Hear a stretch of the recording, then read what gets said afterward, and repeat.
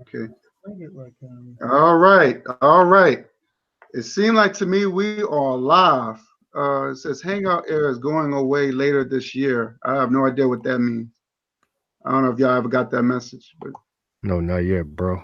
It's yeah, No, probably you some new get no update. message like that. yeah, it's probably a new upgrade. Yeah, but hello everybody. The Dream Team is back. I'm so happy. I'm so excited. And I want to say, Brother Maurice, I know I missed you. I know we've been going back and forth shopping swords, but brother, I'm just happy that you and I we made amends, and I'm glad you're my brother again. I'm just so glad you're my brother again. I want to thank Brother Craig for making this happen as Definitely. well. Thank you, my brother. Definitely. But want to say Hotep to my RBG Nation, and once again, this is going to be a really powerful program, and the name of this program is When They See Us. I thought that was a deep title. As you can know, that came from a movie on on Netflix, and is a movie called When They See Us, directed by Ava Vernay, DuVernay. I think that's her name. Ava DuVernay. She did a great job putting that together, and man, I had to pause it a couple of times. That's how, because it hit home. Because I live in New York City. You know, I remember watching because the media didn't make it better either. You know, the media made it seem that these boys knew each other, and the kids didn't even know each other. My question is, how are you going to have these guys snitch on guys they didn't even know? Right. Exactly. That right? Ain't that Maurice? Like that shit didn't make no goddamn sense. So I'm gonna show a few screen shares, and I'm gonna make a link that what happened, that nothing has changed. Nothing has changed. So let's get right into it. Well, doing the Central Park case happened in 1989, and was it 5 boys was accused of raping this white woman who was jogging at night, late at night. I don't know what time it was, but it was definitely at night. And these kids were just having fun, you know. So what happened was when she got raped, when she got raped, this lady named what's her name, Linda Fairstein, she became this feminist activist, and I'm gonna fight for, you know, white women. You know, she was like a female David Dukes. You know, so her job was to start kidnapping our kids and bring them in.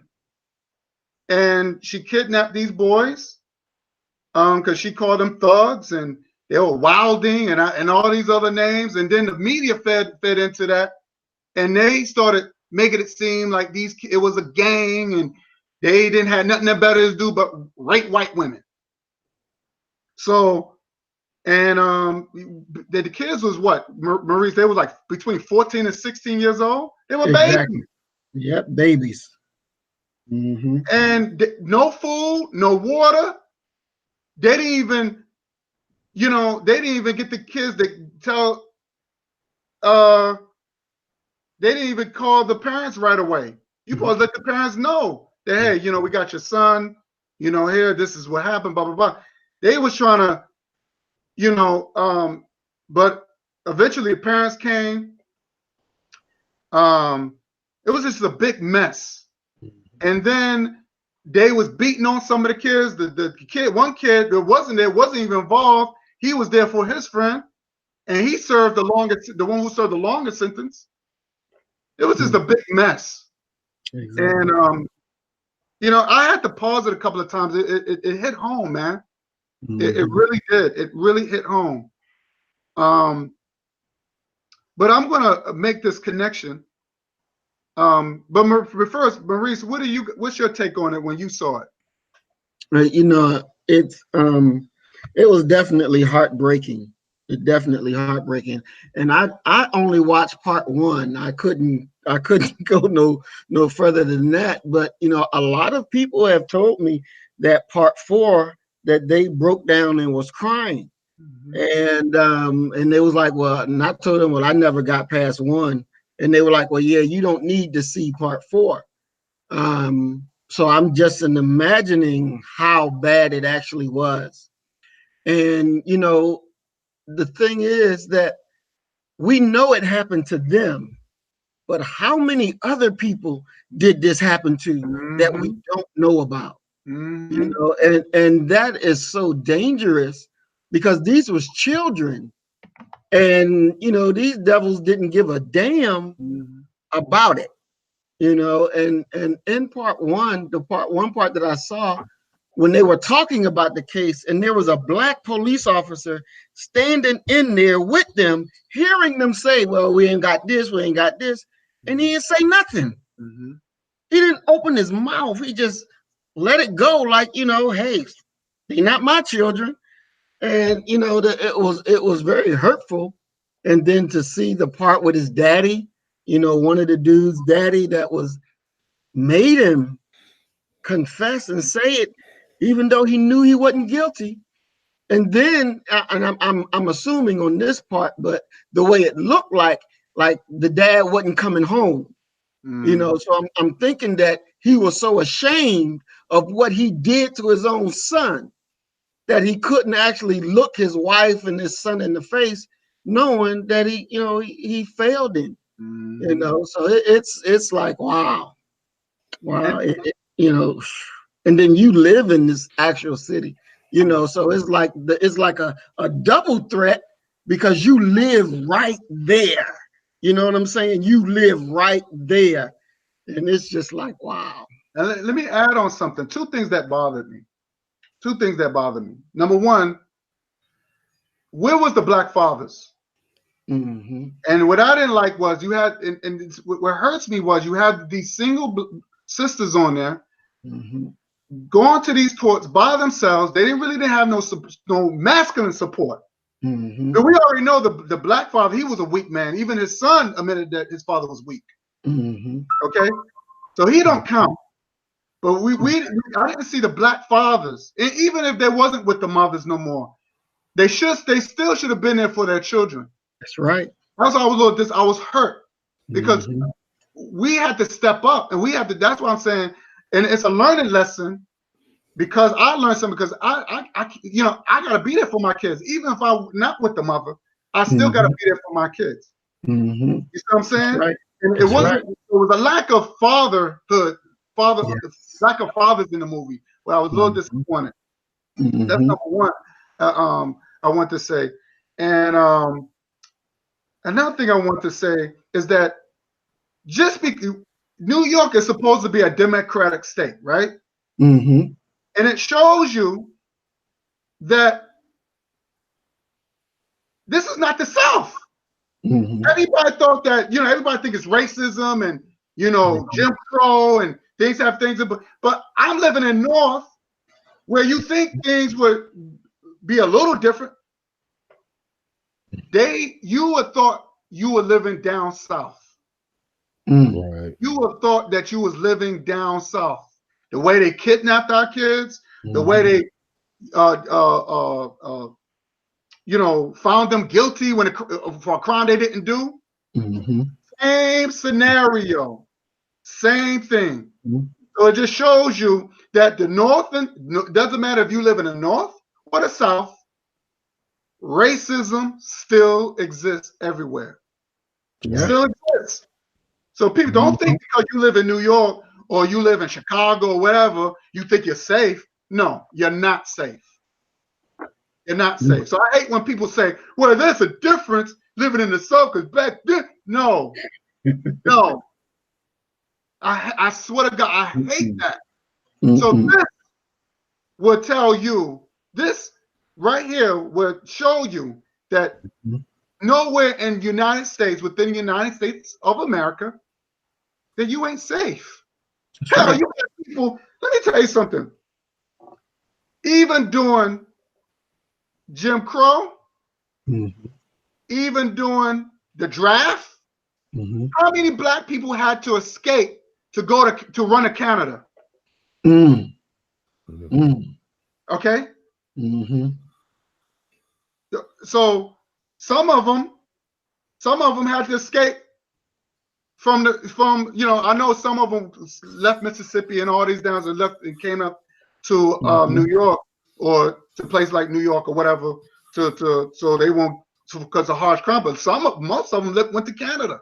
That's how bad it was. Even during slavery, they went to another country. So that I'm letting you know, United States have not changed. And when I'm going to show you, give you a few screen shares to prove my case. That's right. Okay. So let's get right into it. I'm going to show you, and I'm going to play the video, and then we can elaborate it from there. Just give me 1 second, brothers.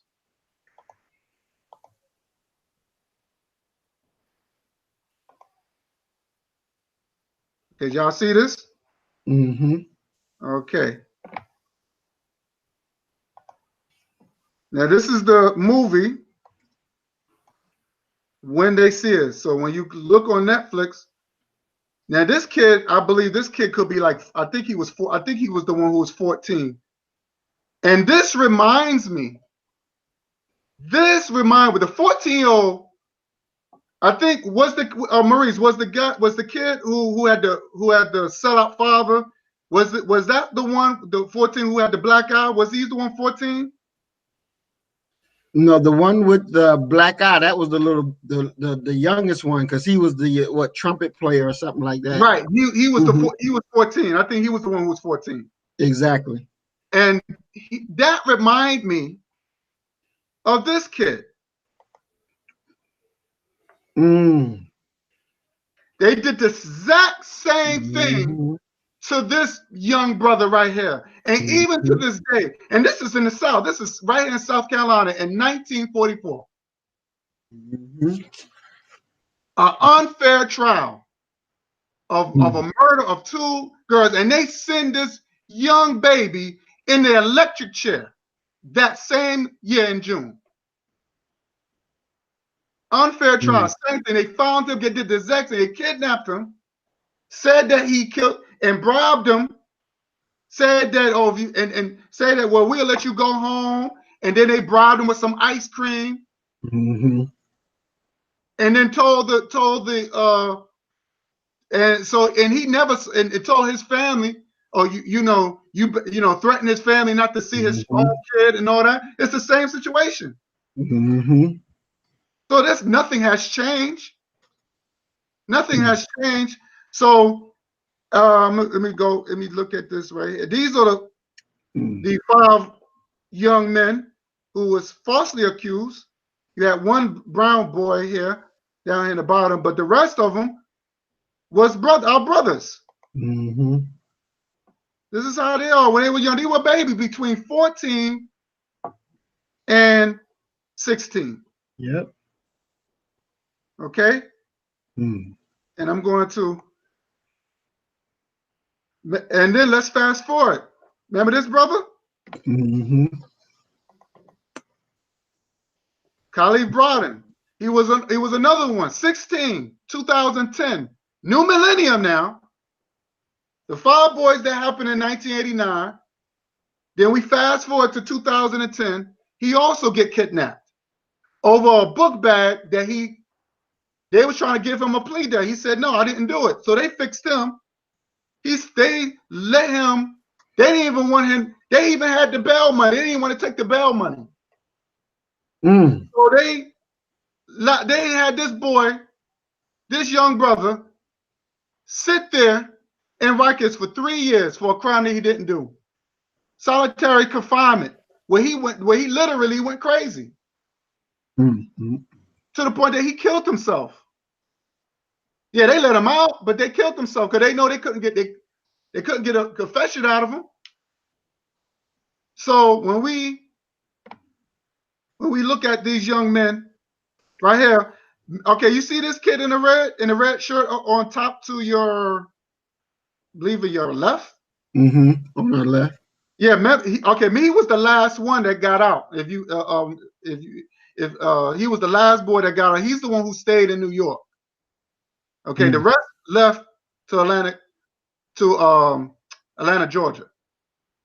And every time he came with his parole, those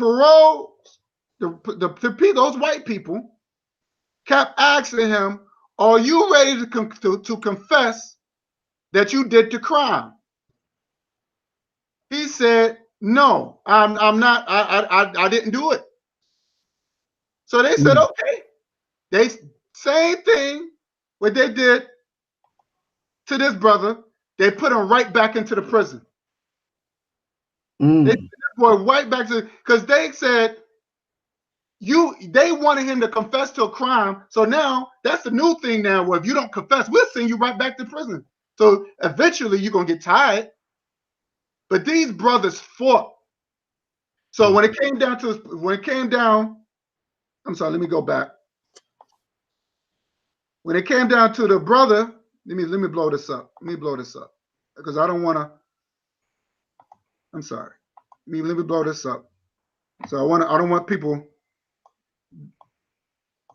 let's see, blow this up. Okay, I'm trying to get to the guy in the red shirt right here.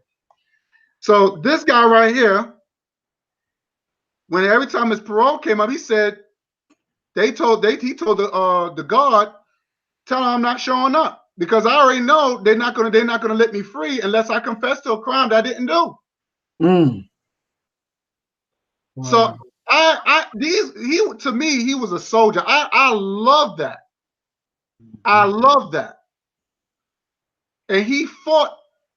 He fought for his dignity. He said, "I didn't do it." Now you would think right there and there they would have said, "Well, maybe he didn't do it because he's not confessing."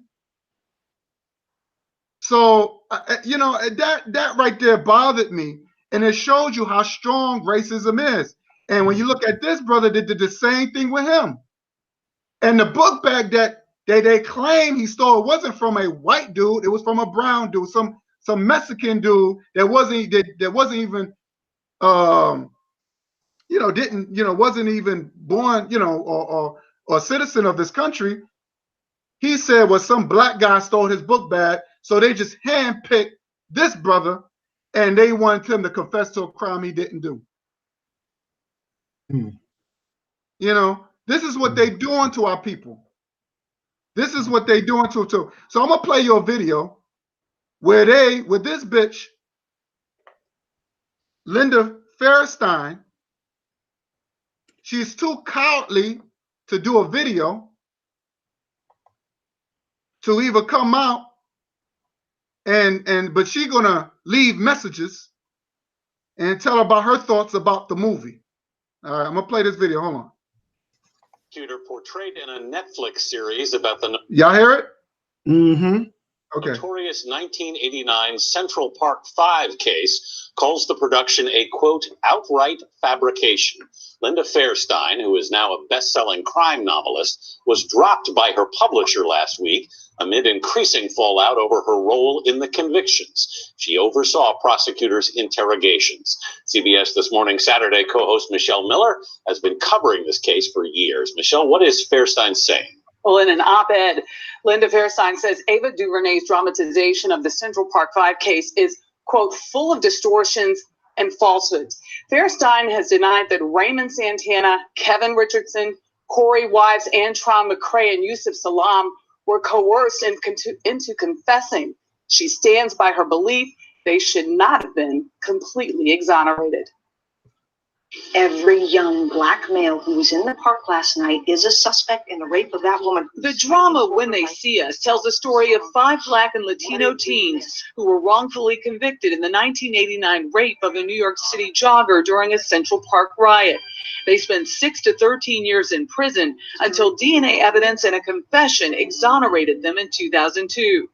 In a Wall Street Journal op-ed, Linda Fairstein says the miniseries falsely portrays her as a bigot and an evil mastermind who was unethically engineering the police investigation. She claims the film's most egregious falsehoods are that the teens were being held without access to food, their parents, and the bathroom. Raymond saw you hit her. Who's Raymond? The men allege police did coerce them. They recounted the interrogations last month on CBS Sunday Morning. As soon as we get in, they separate us and they start working on us. And I'm hearing Corey being physically beaten in the next room. And I'm immediately beyond afraid. Fairstein insists DuVernay wrongfully portrays the men as totally innocent, arguing there was enough evidence to convict them of first-degree assault, robbery, riot, and other charges stemming from the attacks. She says bloodstains and dirt were found on some of their clothing, and more than a dozen kids at the park riot named some or all of them in statements. DuVernay spoke about the series on CBS this morning. Can we interrogate what's happened in the past to safeguard ourselves from it happening in the future? That's why I'm such a student of history. I like to embed historical context in my work. We can only kind of better the situation if we realize the details of what happened. In her op-ed, Fairstein said, Miss DuVernay does not define me, and her film does not speak the truth. Overnight, DuVernay responded to a tweet about Fairstein's op-ed, writing her criticisms were, quote, expected and typical. All right, Michelle. We all remember that story very well. You know, Okay.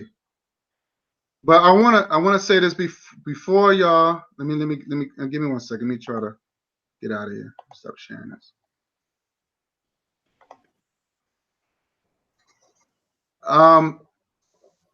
I want to say this, and I'm gonna let y'all give y'all insight. When those brothers was locked up for a crime they didn't do, guess what she was doing? She was writing crime novels. She was getting rich. She was getting rich writing crime novels. It was only recently that her publisher dropped her after this movie came out. She wrote like 4 or 5 books on crime novels. So she didn't care about those kids. She did that to get rich, to be famous. So she used our children so she could come up, to be this quote unquote hero for white women. So I'm totally disgusted.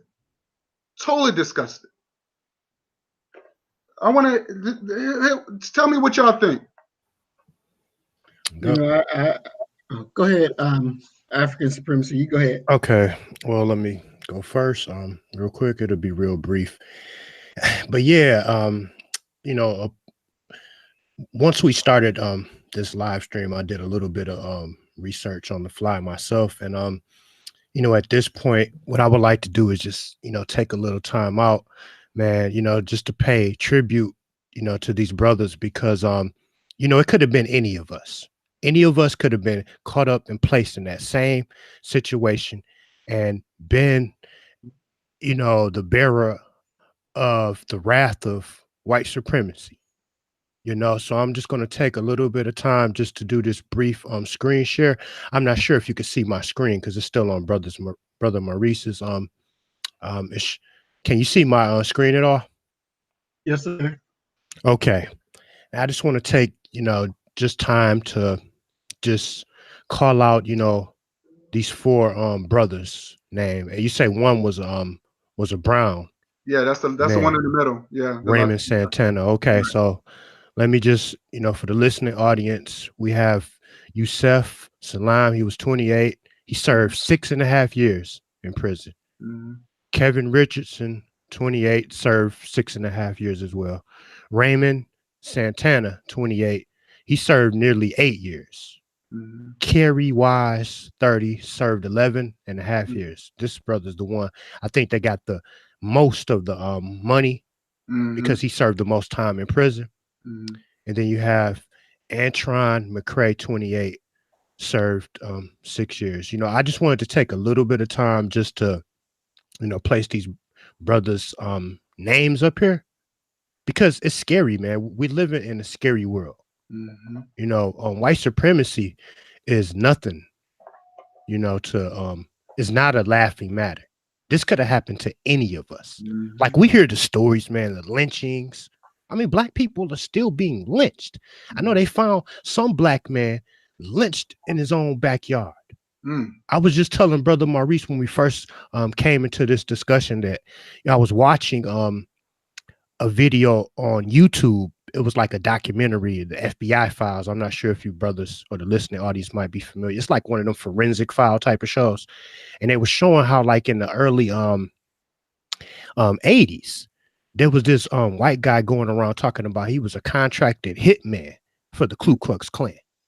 And he shot like two 12-year-old black boys. He was just going around randomly just targeting and killing, you know, black people.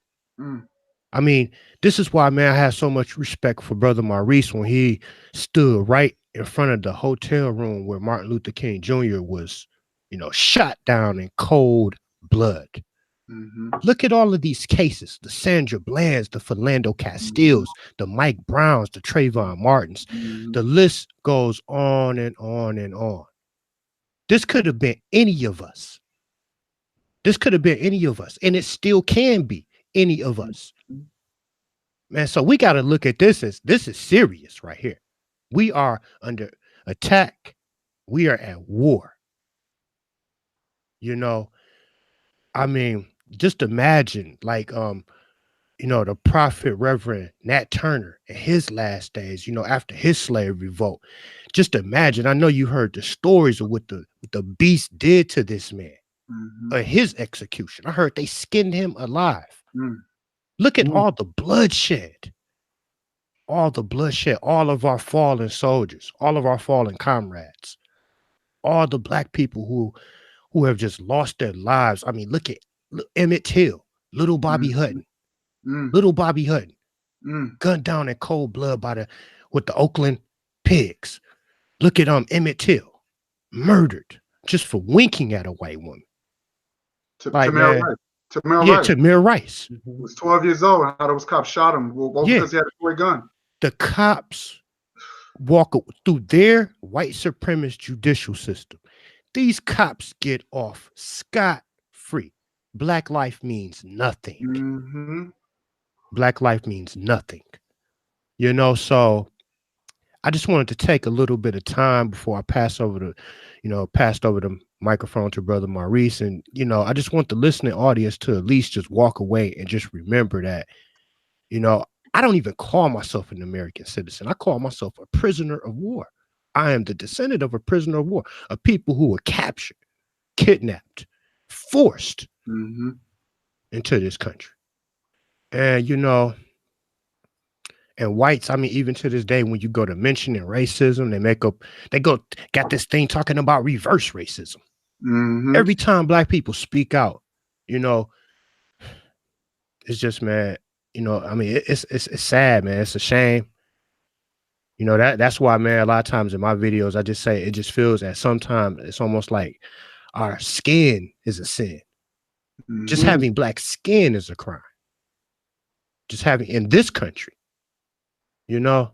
So I would just like to say, you know, black power to my brothers, you know, Brother Maurice, Brother Guy, and all of the other, you know, beautiful brothers and sisters out there. And I'm going to pass over the microphone to Brother Maurice and let him provide his commentary. But I just want to make sure that we all walk away and we all understand that this is not a game. We are targets. You know, so I hand the mic over to my Brother Maurice. Yes. Yes, sir. You know, brothers, it's really saddening to sit there and watch it. As Brother Guy, you showed the chain links of how they're all connected, and looking at the little brother Stinny, you know, and knowing that he was so young, and they killed him, and they didn't have a problem with it. They didn't have a thought, well, he's too young, or this, that, or the, or he could even be innocent. They didn't give a shit. And they killed him. And it's the same thing with our brothers at the Central Park 5. They didn't give a damn about him. They didn't give a damn about Khalif Browder. You know, there was another young man, Yusuf Hawkins, in New York. I don't remember exactly what happened, but I think either white people killed him because he was walking through their neighborhood or something. Mm-hmm. But I remember the name growing up because it was like everywhere. Yusuf Hawkins. I don't know. I was too young to really understand what was going on. Mm-hmm. But you know, he was. I believe he was killed because he was in the wrong neighborhood up there. Was that in Queens? I think so. Was it Howard Beach or something like that? I'm trying to. I remember the name, but I don't remember all the rest of it. But his name just never escaped my mind. And, you know, it's shameful. Mm-hmm. It's shameful because it keeps happening to our children, and then there's no response from us. Mm-hmm. It's shameful. You know, and these people that done that, you know, what they did to the Central Park 5 was definitely illegal. Whenever the police, the Justice Department come into these cities and do their little review of the police department, they find crimes. Mm-hmm. They list the crimes in the reports, but never charge any of the criminals with anything. Mm-hmm. They never charge them with anything. And they leave them in power to continue to do what they do. And the federal government says, well, if you continue to do this, we're going to withhold money from you, and then we're going to fine you. So, you know, they killing us and doing all this shit illegal to us. And if we did it to them, we would be in jail. Mm-hmm. But them, you're not going to throw them in jail. You're going to withhold funds and maybe give them a fine for breaking the law. See, that shows us right there that from the local government to the federal government, them sons of bitches don't give a damn about us. Mm-hmm. They don't give a damn about us. And we can't get so wrapped up in what the police supposed to do. Fuck them. Fuck them. We got to fight. It's just that simple. Because it's too easy for the next one to be one of us, to be one of our children. It's too easy because these fuckers don't give a damn. They don't have a moral code. They don't have that. They don't have moral limits where they say, well, no, I'm not going to do that. They don't give a shit. Their mind is bent on evil and they don't give a damn. If it's a black person they're going to do evil to, bring them some more. Mm-hmm. Bring them some more. And so, like you said in the beginning, we as men, we got a duty and a responsibility to fix this. Mm-hmm. Because if we fail to fix it, then the rest of our children are in danger. Our women are in danger. Mm-hmm. And that's the reality that we face because we are at war. Mm-hmm. And I spoke to one person the other day and they said, well, let me correct you because we're not at war. I said, no, let me correct you. We are at war. You may not be fighting. Mm-hmm. You may be sitting on your ass thinking that, oh, this shit is going to pass. Yeah. That's why you say that we're not at war. But we're at war. This enemy is killing us. Mm-hmm. He's killing us. And you got the nerve to sit on your ass and act like nothing is going on. See, that's treason. Mm-hmm. That's treason. Because we have to matter to each other, and we have to have that strong black love that says, no, you won't do that to this one, not in my presence. Not in my presence, or you're going to pay a price. Mm-hmm. And that's what we as men, we got to understand that's where we are. That is exactly where we are. And so we got to get up and we got to get something and do something about it, because I don't want it to ever be, you know, I don't want it to be my wife while she's out. You know, that's why I don't allow my wife to go out nowhere by herself. Mm-hmm. You know, because it's too dangerous. Right. It is too dangerous. You don't know what cracker you're gonna run into. It's fucking dangerous. And we gotta be there. We gotta be there, and we gotta be there for others. Cause you know what? Like they can get on their little walkie-talkie and call for backup. We gotta be able to get on our phones and call for backup. Right. That's where we are. That's where, and if we don't do that, then we're just opening doors for them to come on and kill us even more. So we got work to do. What is your thoughts on Linda Feuerstein? What was your thoughts about her and what she said about the? Well, honestly, somebody need to go drag her ass from wherever the fuck she is and beat the shit out of her. Exactly. That's what really needs to happen. I agree. She did the same thing that the bitch did with Emmett Till. You know, he lied and said he winked at her, and he didn't do shit. Right. He didn't do it. But her husband still killed him, and nobody paid for it. He dead over her lie. Right. She needs to be dragged out of her house, and she needs to be whooped up too, if not killed. We gotta begin to make these people suffer for the wrongs that they do to us. That's why they continue to do it, because we don't have no fight. We don't have no response. But when we come up with the proper response and then inflict that, that's what's going to happen, because it's natural.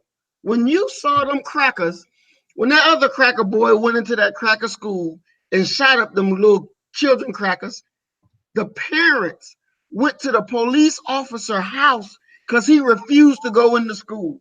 Now they were gonna fuck him up. He had to call the police to come protect him. Oh wow!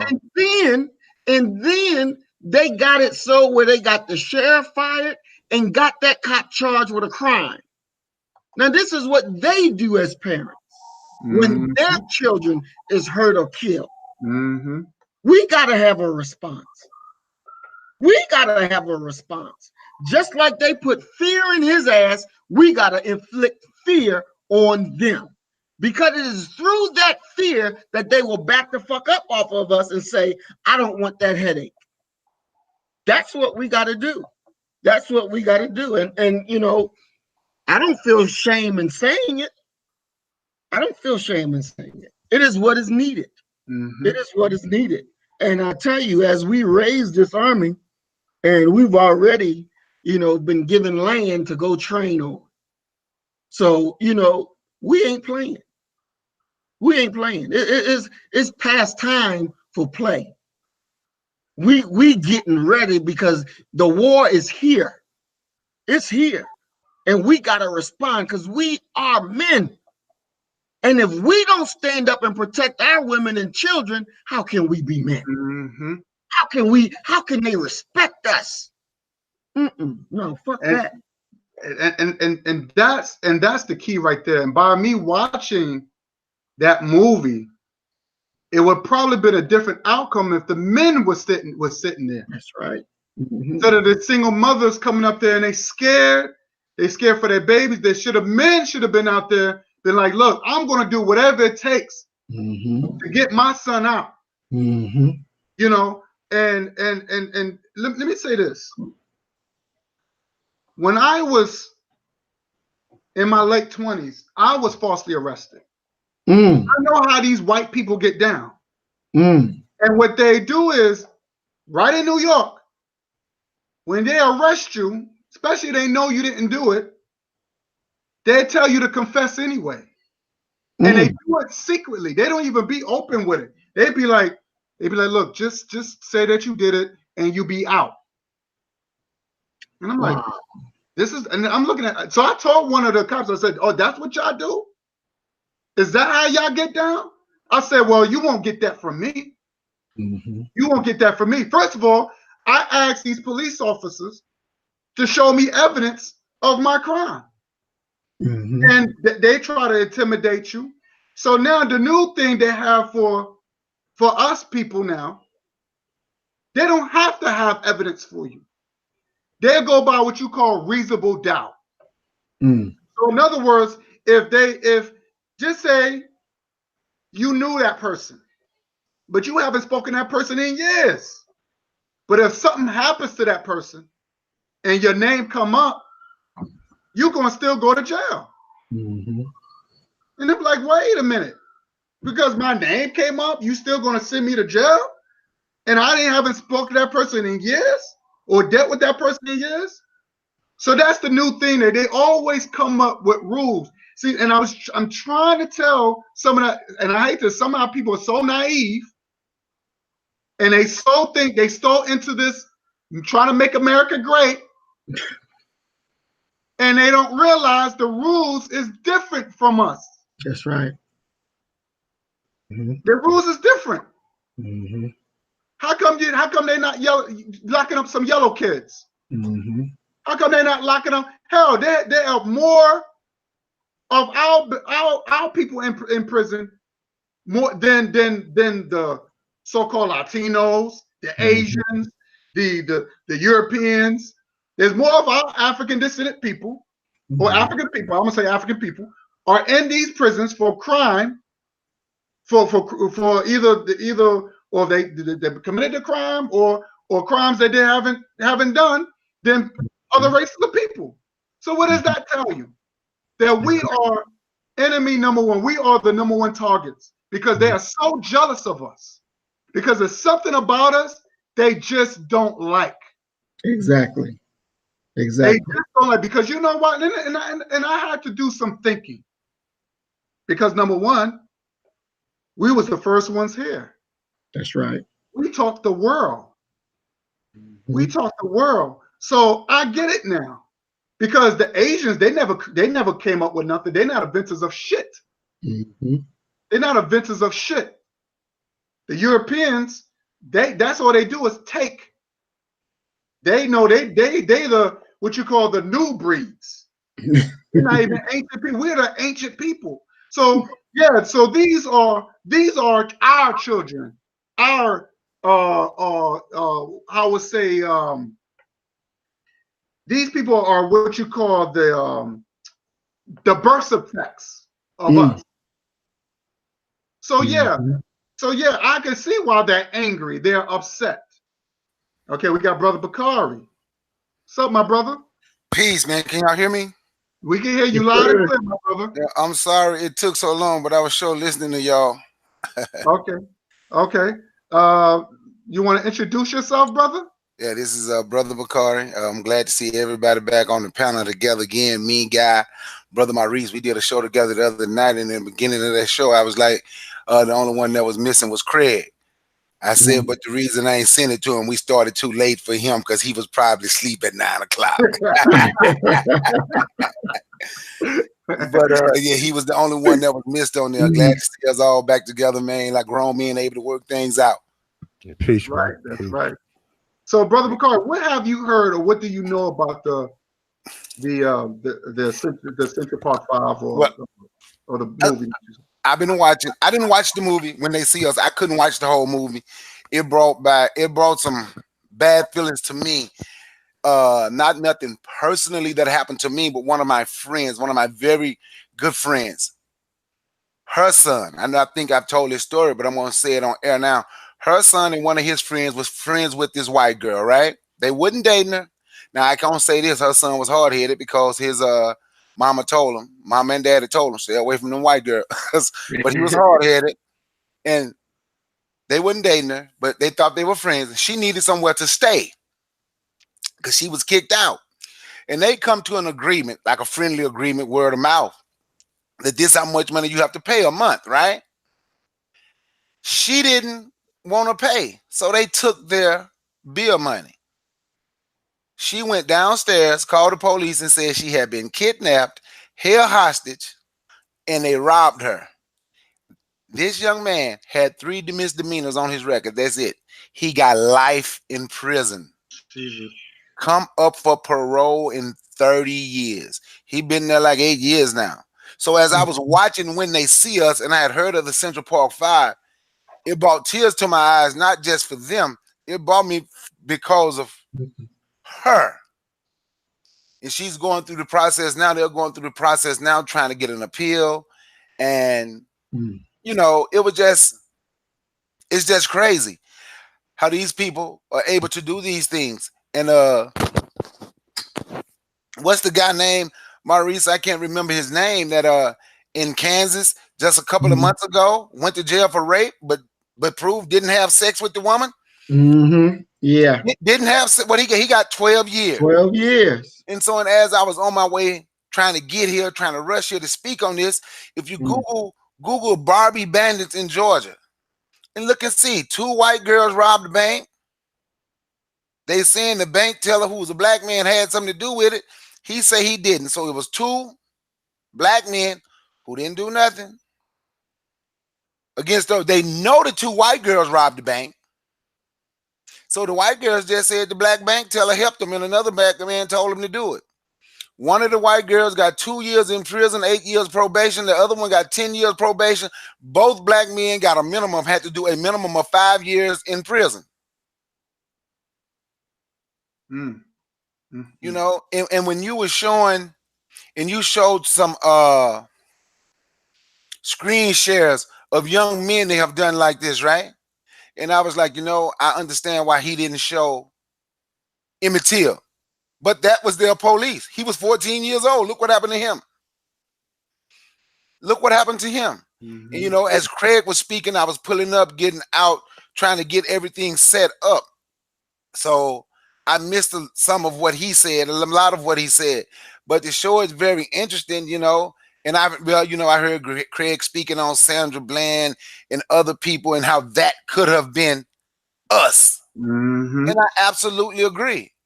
I absolutely agree. And the only way we're going to stop it from being us is uniting, able to squash beef and certain things in the way we did now. But that when they see us is absolute nonsense. And I wish it was a video that I wanted to pull up. And it's this black guy. He just on there. He don't care what nobody say. The Central Park 5 is absolutely guilty. I don't care. They can't make me say. I'm like, oh my God. Our own people. Well, I don't think he's our people, but you know what I mean. Yeah. And Donald Trump, this is the reason why. And see, I could expect Donald Trump, because Donald Trump admitted that he was racist. He said, "I'm at least racist." Least means small amount. Exactly. That's what it means. But it doesn't matter. A racist is a racist. So I do respect him. I wish a lot more white people need to come out and be honest. At least he's the only white man I know that was tried to sugarcoat it by saying least, but we know he's a racist. But they show Donald Trump in the movie, real footage, how he said these kids need to be thrown in the electric chair, need to be on death row. And then years later, since now they proven that these boys was innocent, he said he don't believe them. He admitted this. He don't believe them. He don't believe those boys are innocent to this day. So we are up against, like Marie said, we are at war. This is no joke. This is no joke. And these are people that's governing. These are people who are politicians.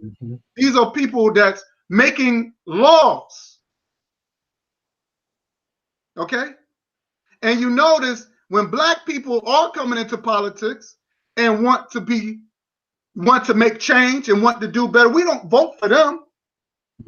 We don't vote for them. We're going to vote for somebody else because, oh, we're a Democrat or we're a Republican. And it becomes this gang-affiliated type of nonsense instead of just voting for right. Because I want to vote for people that is going to be in my best interest. Because we're not protected. Our kids are not protected. You know what I'm saying? We're not protected. And that's the problem. Because, and I wish more of us would think on a way. First of all, we're not electing or backing up real politicians that say, you know what, I'm going to choose you to speak for us. You're going to work for us. You're going to speak for us. We're not doing that. We're gonna go along with people who's being already selected by the enemy. That's right. That's the problem. Mm-hmm. And let me tell you something, Barack Obama, with that piece of shit, I can't, that's the reason why I can't stand that dude. I can't stand him. Mm-hmm. And now, where's he at now? Where's he at now? He got his money. He's the richest man on the face of the earth. Now he got his money. Mm-hmm. Said, fuck y'all. Exactly. And I already knew that was going to happen. I was trying to warn black people then. But guess what? I was the coon. I was, oh, you're not really, pro-black like you claim you are. And look what happened. And people said, damn, you was right all along. How many times we going to end up making that mistake? Robert Kennedy already predicted that it was in 40, 50 years, you're going to have a black president. They already predicting, they already making setting our future for us. What we're going to have, what we're not going to have. So Robert Kennedy, go back, look at the YouTube video. In 40 years, we're going to have a black president, which Barack Obama is not really black. But to them, there he is. So we got to stop allowing them to speak for us. Like I said, I was in Wall Street. There's a big statue of George Washington. I saw white people taking pictures of the statue. I saw white people taking pictures of the statue. They didn't give a fuck if this man owned our people. They was happy. So what does that tell you? What does that tell you? These white people, and these are the Democrat liberal white people that say, I don't have no problem with black people. So if you don't have no problem, then why are you taking pictures of a statue of a murderer, of a kidnapper, of a rapist? Exactly. That's why I have a problem with that. And that Linda Fairstein, her head need to be cut off.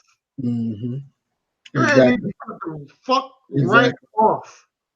And for her don't give a shit, and for her to think these kids are still guilty after there was evidence, and she was. And if you look at even when you watch the movie, the fourth part, the lady comes in. She said, "Yo," she brought Linda to the dinner. She said, "Yo, there's a guy who confessed these kids didn't do it." She said, "Oh, well, you finally got the sixth kid. Good." She was like, "Well, they kids probably did what they did. They just didn't get caught, and the kid just stayed and finished." Some stupid shit she said. She didn't give a shit, and she walked out. She was like, she said, "Thank you for the dinner." She left. She said, and the lady said, "Why are you making books? These kids were sitting there for a crime they didn't do, and you think she gave a damn? Nope." She said, "You're not going to ruin my career." So I saw that, and I see how bad it was. And like I said, I was there in that situation, and I know how these white people get down.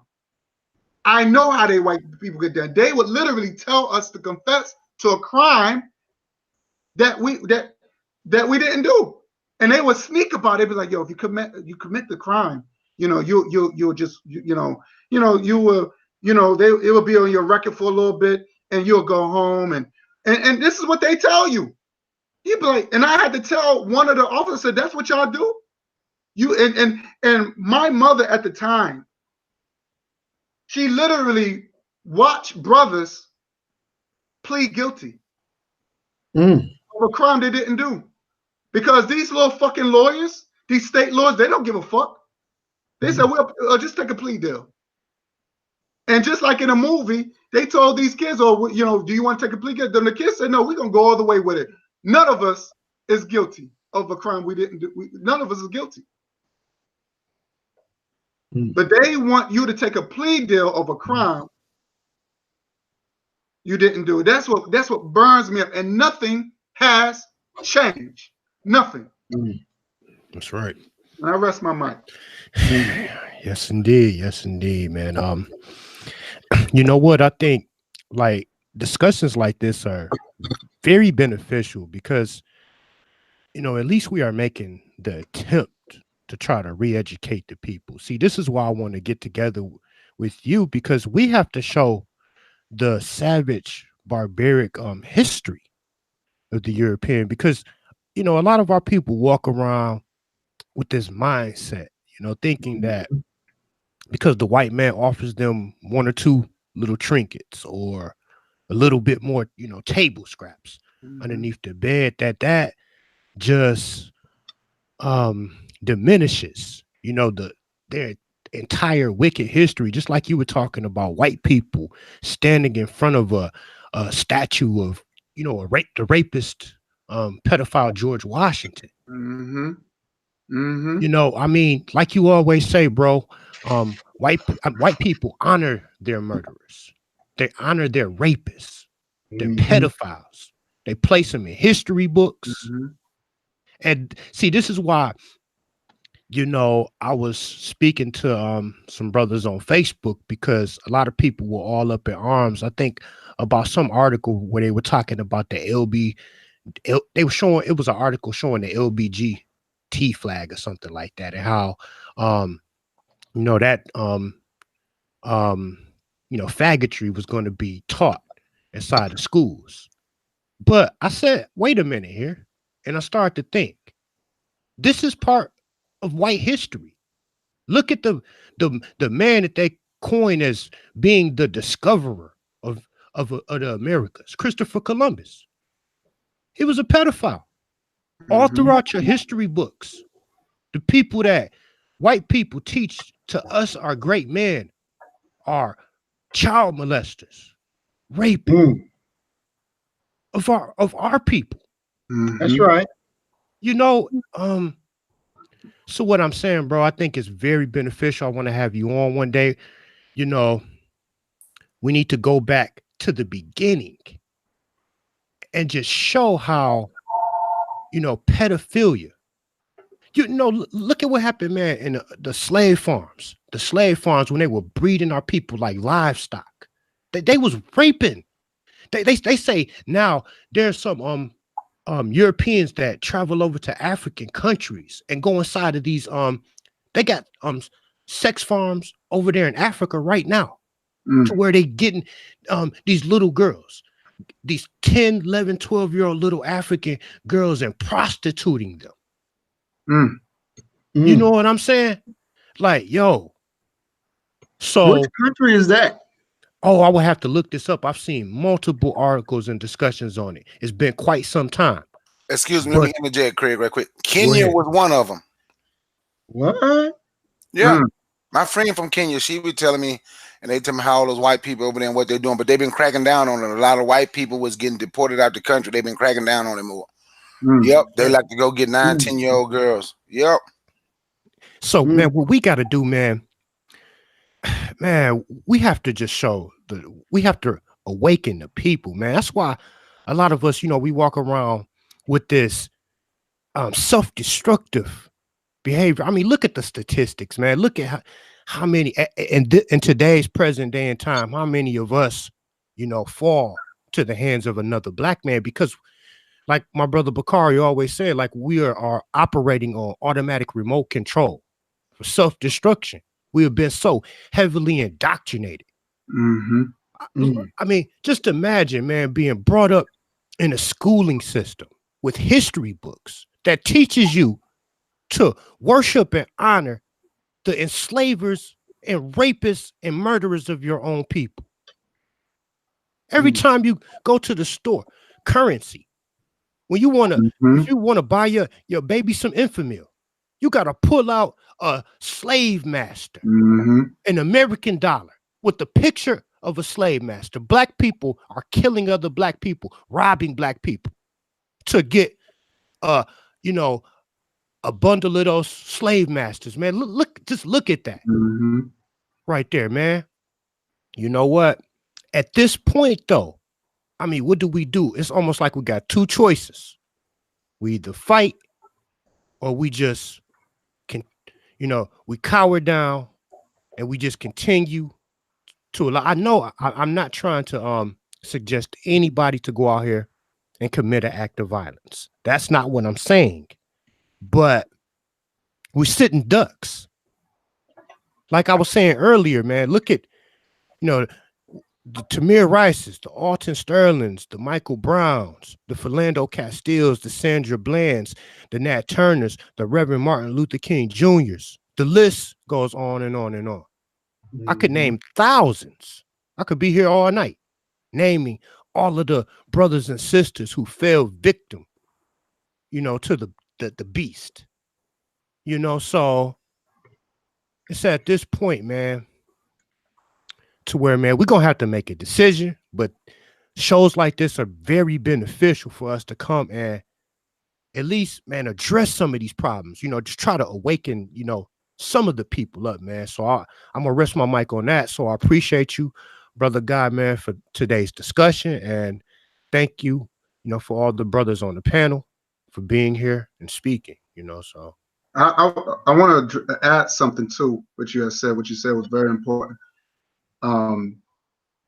First of all, and we have to tell our kids at a young age, if the enemy bags you, if the enemy bags you and he throw you in that interrogation room, you don't say nothing. And this is not just for our kids, this is for older people as well. You don't open your goddamn mouth for nothing. That's I don't right. care if they ask you your name. Yep.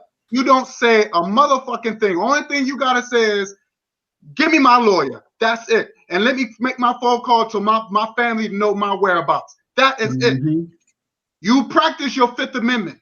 That's right. Practice that shit. You don't say nothing. Because even when they don't have no evidence of you, and this show and that movie prove that even though they don't have nothing on you, now they go by this, what you call this reasonable doubt. Come on now. They went on. It was a reasonable doubt because they was there at the Central Park. They was there. Even though they didn't commit the crime, even though that crime happened somewhere else at the other side of the park. Because even the lady was like, well, how did they drag the lady all the way across the park like that? Yeah. It didn't match. Even each kid had different stories. None of it matched. Even the last kid, I think his name was Corey, who served the longest sentence. When he confessed, he sounded like a commercial. Even the white one of the prosecutors said, "Well, we can't use this. This guy sound like a TV commercial. It didn't sound believable. It was somebody forced him to say stuff like that. It looked like he was reading it.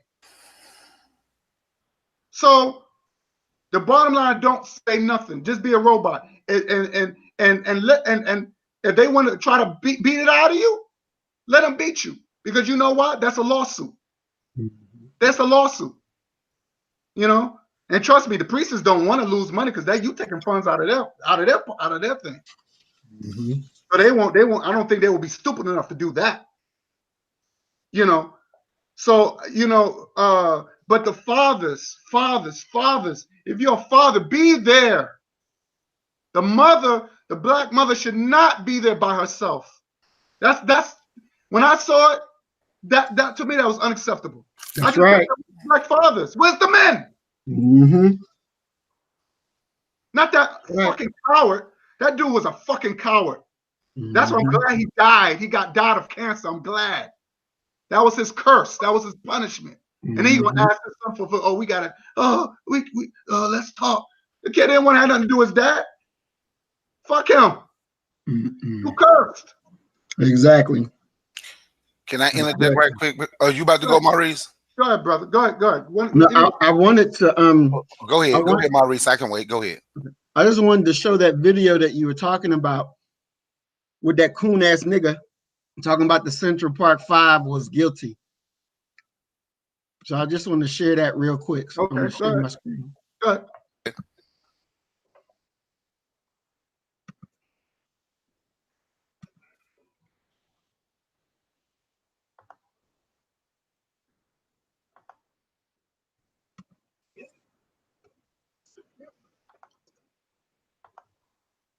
Can y'all hear and see it?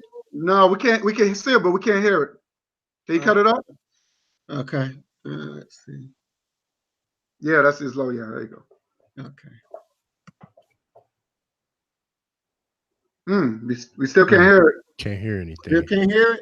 No. Do you have your volume on your computer?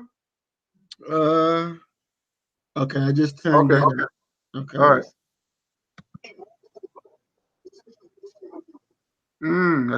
I still can't. I can barely hear it. Barely hear it? Yeah. You want me to share it on mine? Yes, please. Okay. Okay, no problem. Let me do it right now. Central Okay. Park 5 were innocent. The Central Park 5 were innocent? Okay, all right, let me get the just give me 1 second.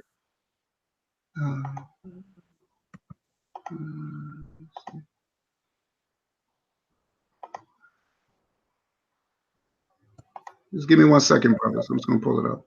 Okay. And you know, it's important that we see this because at every turn of betrayal, the coon is always there, ignoring their master, helping their master, and coming to us to try to say, no, it's all good, it's all good. They are guilty, they are guilty. That's why they have to be executed along with their master. They have to be executed along with their master. Ain't no ifs, ands, and buts about it. We can't go light on them. We can't go light on them. We got to go hard right on them. Because anytime, it's like I showed out with this video where I showed where Tommy Sotomayor was saying some shit about killing black people. And they repeated what Tommy Sotomayor said on CNN about how black people are not good and they're worthy of this and worthy of that. And it's like, damn, see, this is what you got to understand, that these coons can never be trusted. They can never be trusted. They only have what's in our worst interest in their heart, because that gets them closer to their master. That gets them closer to their master to shit on us. And they got to be. Maurice. Yes, sir. One day when you get a chance, man, I would love to hear a breakdown. Like, how do you, the creation of the coon? What created the coon? The origin of the coon?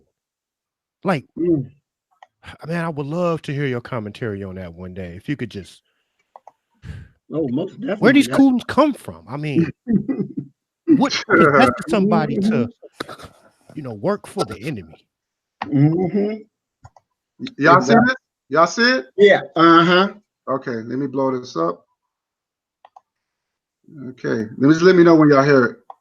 I really need y'all hear it? Yeah. As many people to hear what I'm about to say as possible. I wish I could be in front of 100,000 people at one time to finally say what needs to be said about the Central Park 5.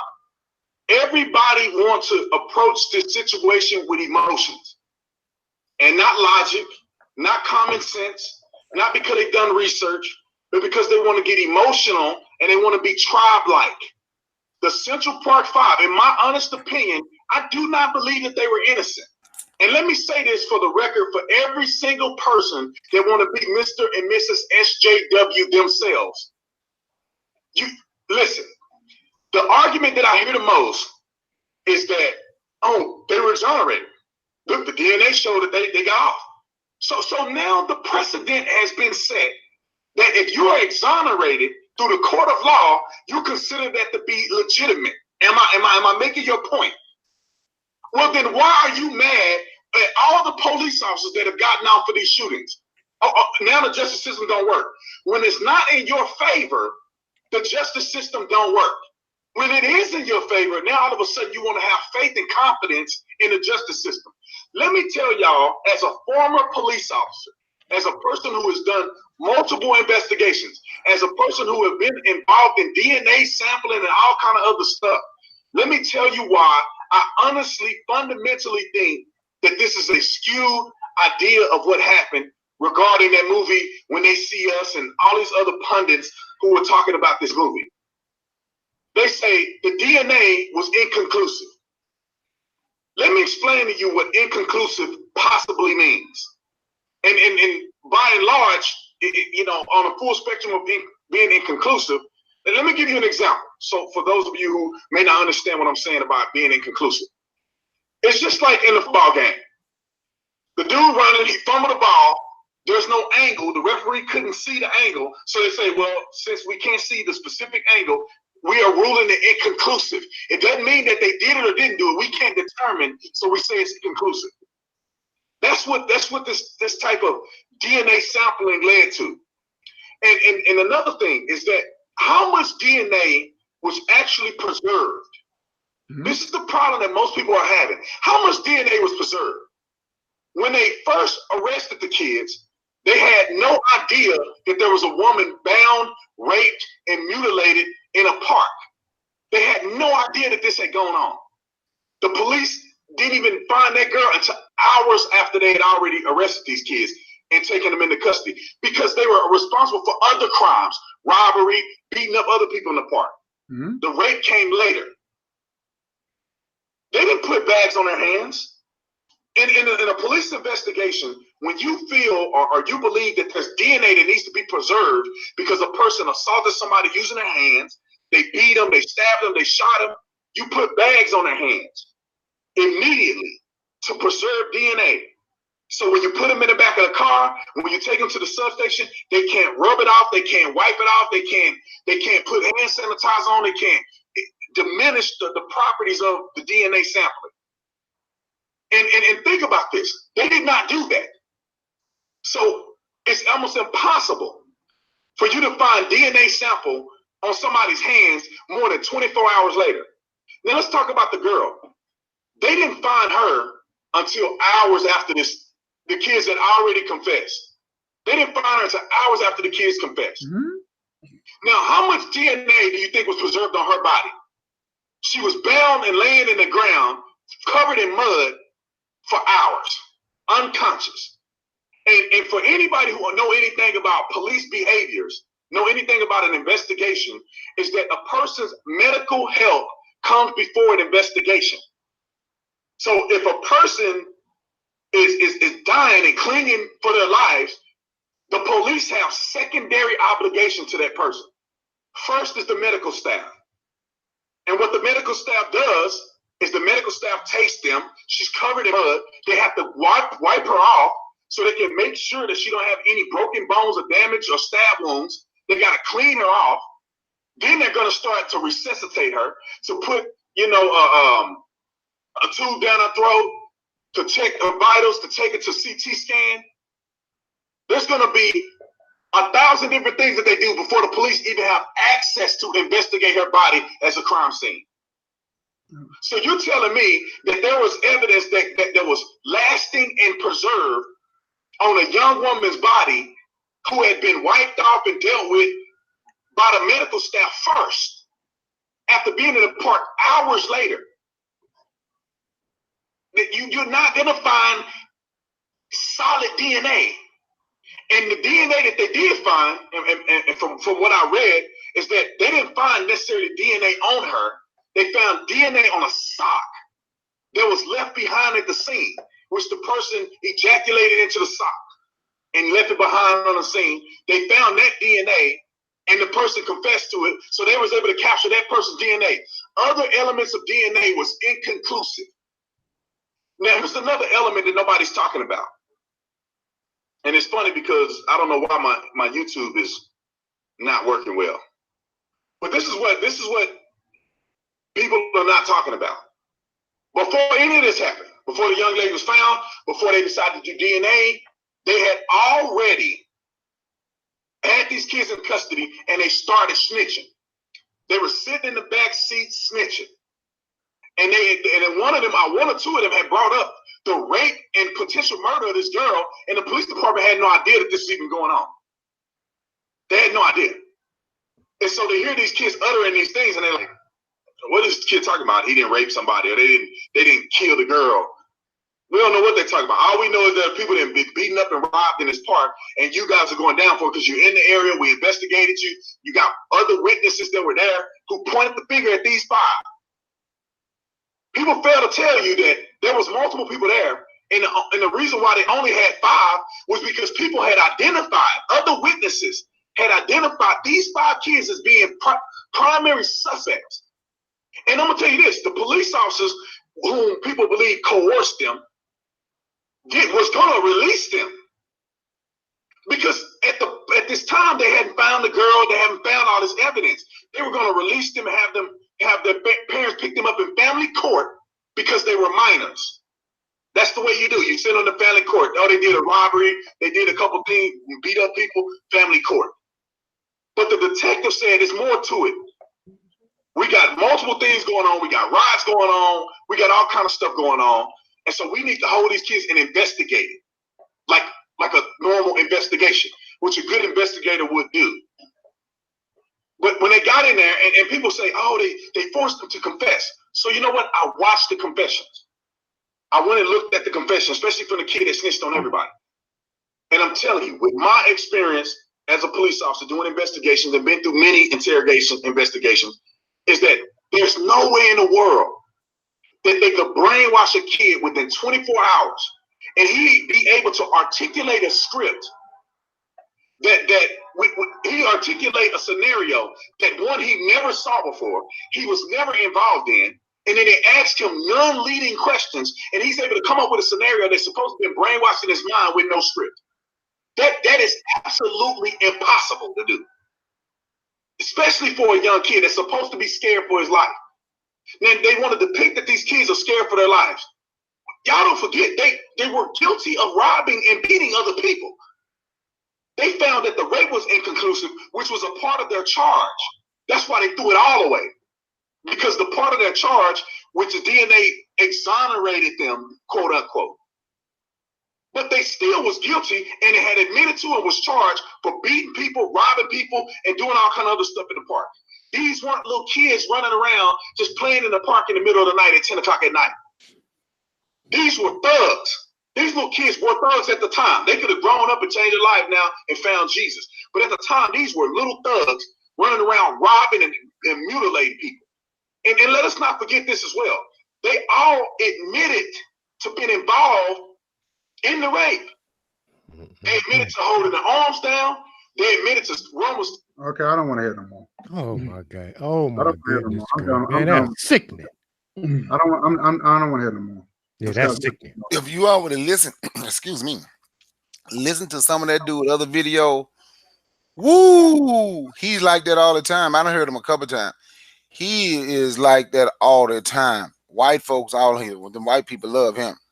Man, that shit is sickening right there, man. Yes. You know what, bro? Man, let me just be first to provide some commentary on that.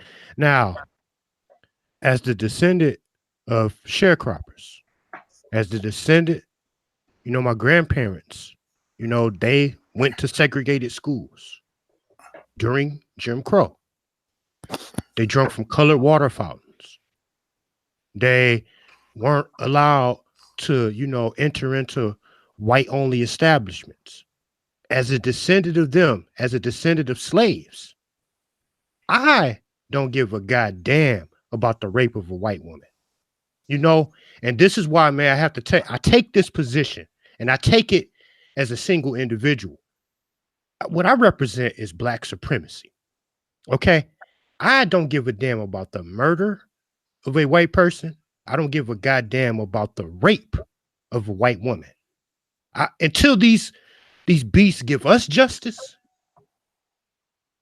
I mean, I'm not crying a tear for white life.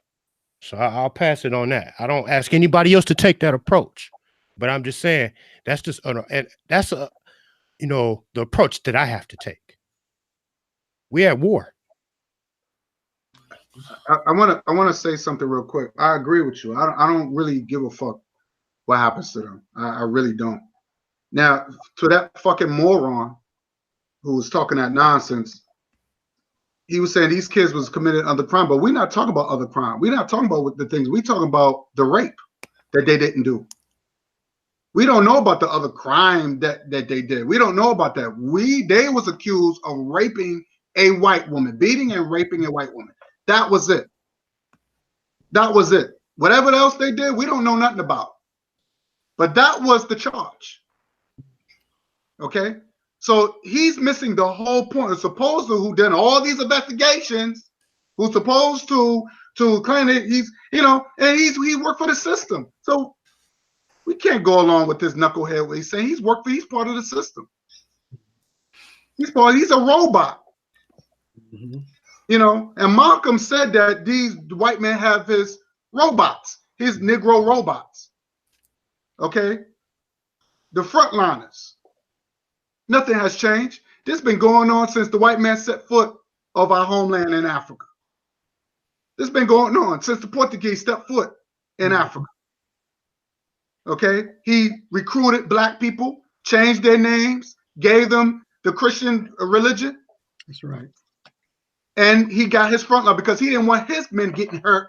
So he just said, well, I'm going to use these sellout Negroes and let them and see black people kill it. Ain't nothing changed.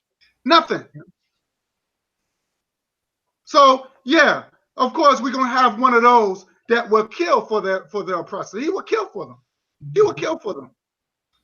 And you know what? This is the reason why. See, I hate to say this, and I'm gonna be the first one to say this. I'm not for all black people. I'm not. I'll be lying if I say I am. Come on now. Come on. Because that is not my people. And anybody saw the Planets of the Apes, and I'm not saying we apes, but they telling our story. Yes. He said, remember they said apes don't kill apes. That's right. Okay? Apes don't betray apes. So why are we doing that? Now, like I said, I'm not saying we apes, but they telling our story through these movies. Exactly. So I want people to understand that. When I was watching Planet of the Apes, you know, I remember this brother said, yo, they talking about us. That's us. I remember I was saying, I heard him in the audience. And he's right. They're telling our story. They telling our story. And when you hear Caesar and you hear, what's his name? Kobo, I forgot his name. And he was saying, Kobo was like, yo, look what they done to me. Why are you being friends with them? So I had mixed emotions with that because I can understand both sides. He said, look, I understand what Caesar was. Look, I understand what you're going through, but we got to strategize. We can't just, you know, if they attack us, then we go for it. But I forgot his name. What's his name? You remember? Anybody remember? What's his name? Kobe. I forgot his name. Shit. But he was like, no, we need to go in. We need to wipe all of them out. So I was like, well, I kind of agree with both of them. I kind of agree. I'll say, yo, we got, because at one point I said, yeah, I kind of agree with, because Kobe, he was like a revolutionary. He was like, yo, we got to get rid of them because I know what they're going to do. I've seen them do it. But Caesar, because he was friends with them, he was like, no, if they attack us, then we'll do it. But he didn't see nothing. But the other one who got experimented on by the oppressor, he was like, look, he said, I know what they ready for war. These guys are ready for war. They're about to kill us. So he was warning Caesar. So he had to try to kill Caesar. He probably didn't want to do it, but he had to get Caesar so he could be a leader to go after the enemy. Yes, so we gotta wake up, man. You know, we gotta wake up. We gotta realize that every brother ain't a brother. Every brother ain't a brother. We got to wake up. And that tells you right there, that proves to me right there that he's what you call a graham cracker. Yep. He's a graham cracker. That's right. Goddamn graham cracker. Marie. Definitely he's not one of us. And, you know, it's the thing that I say that these demons, they betray us and feel so comfortable about it. You know, it's like, oh, it's nothing. I'll go ahead and lie, because he was doing a lot of lying.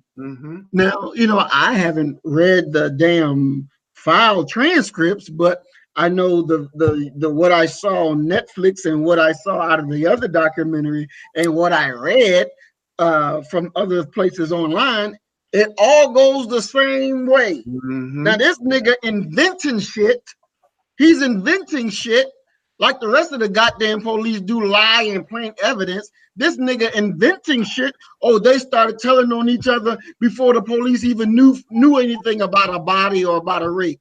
Nigga, please. Why?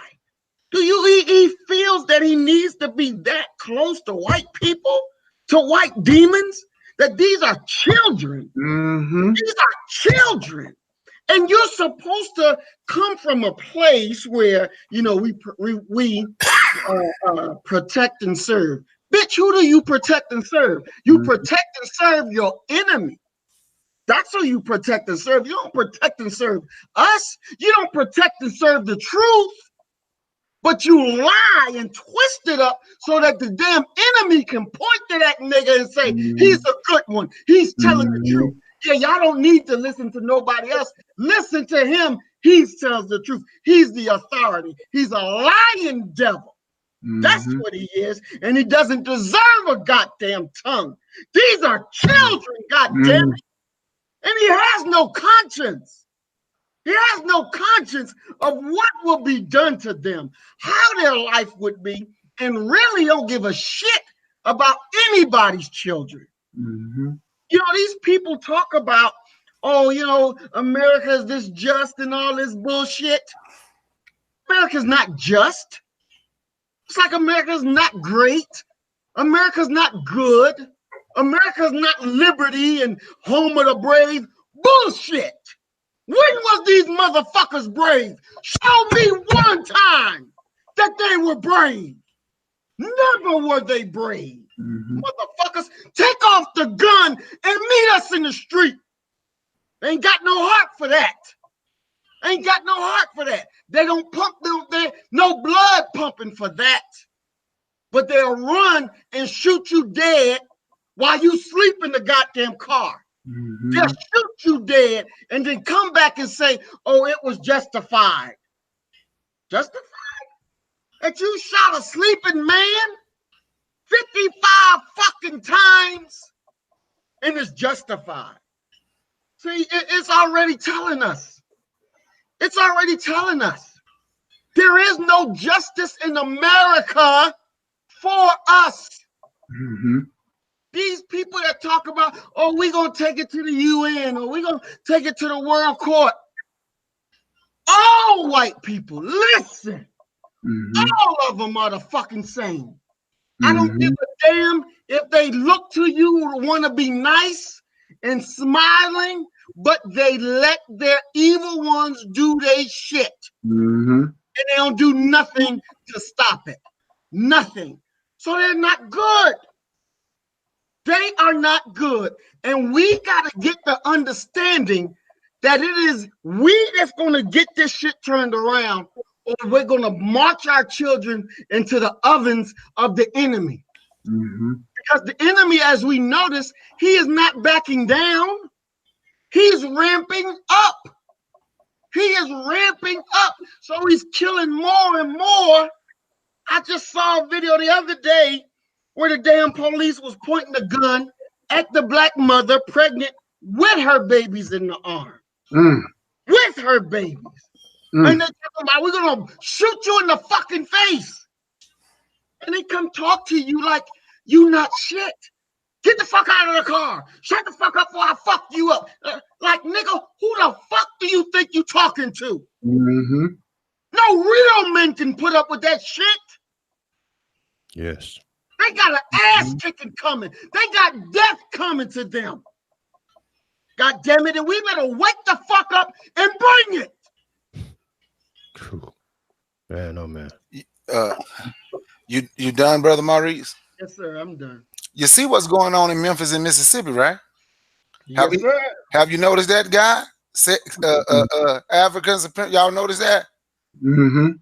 Yeah. No, tell me, bro. I'm not familiar with they it. They killed an unarmed man in Memphis. So, Yeah, all the gangbangers in, because you know Memphis and Mississippi, Memphis, Tennessee, and Mississippi touches.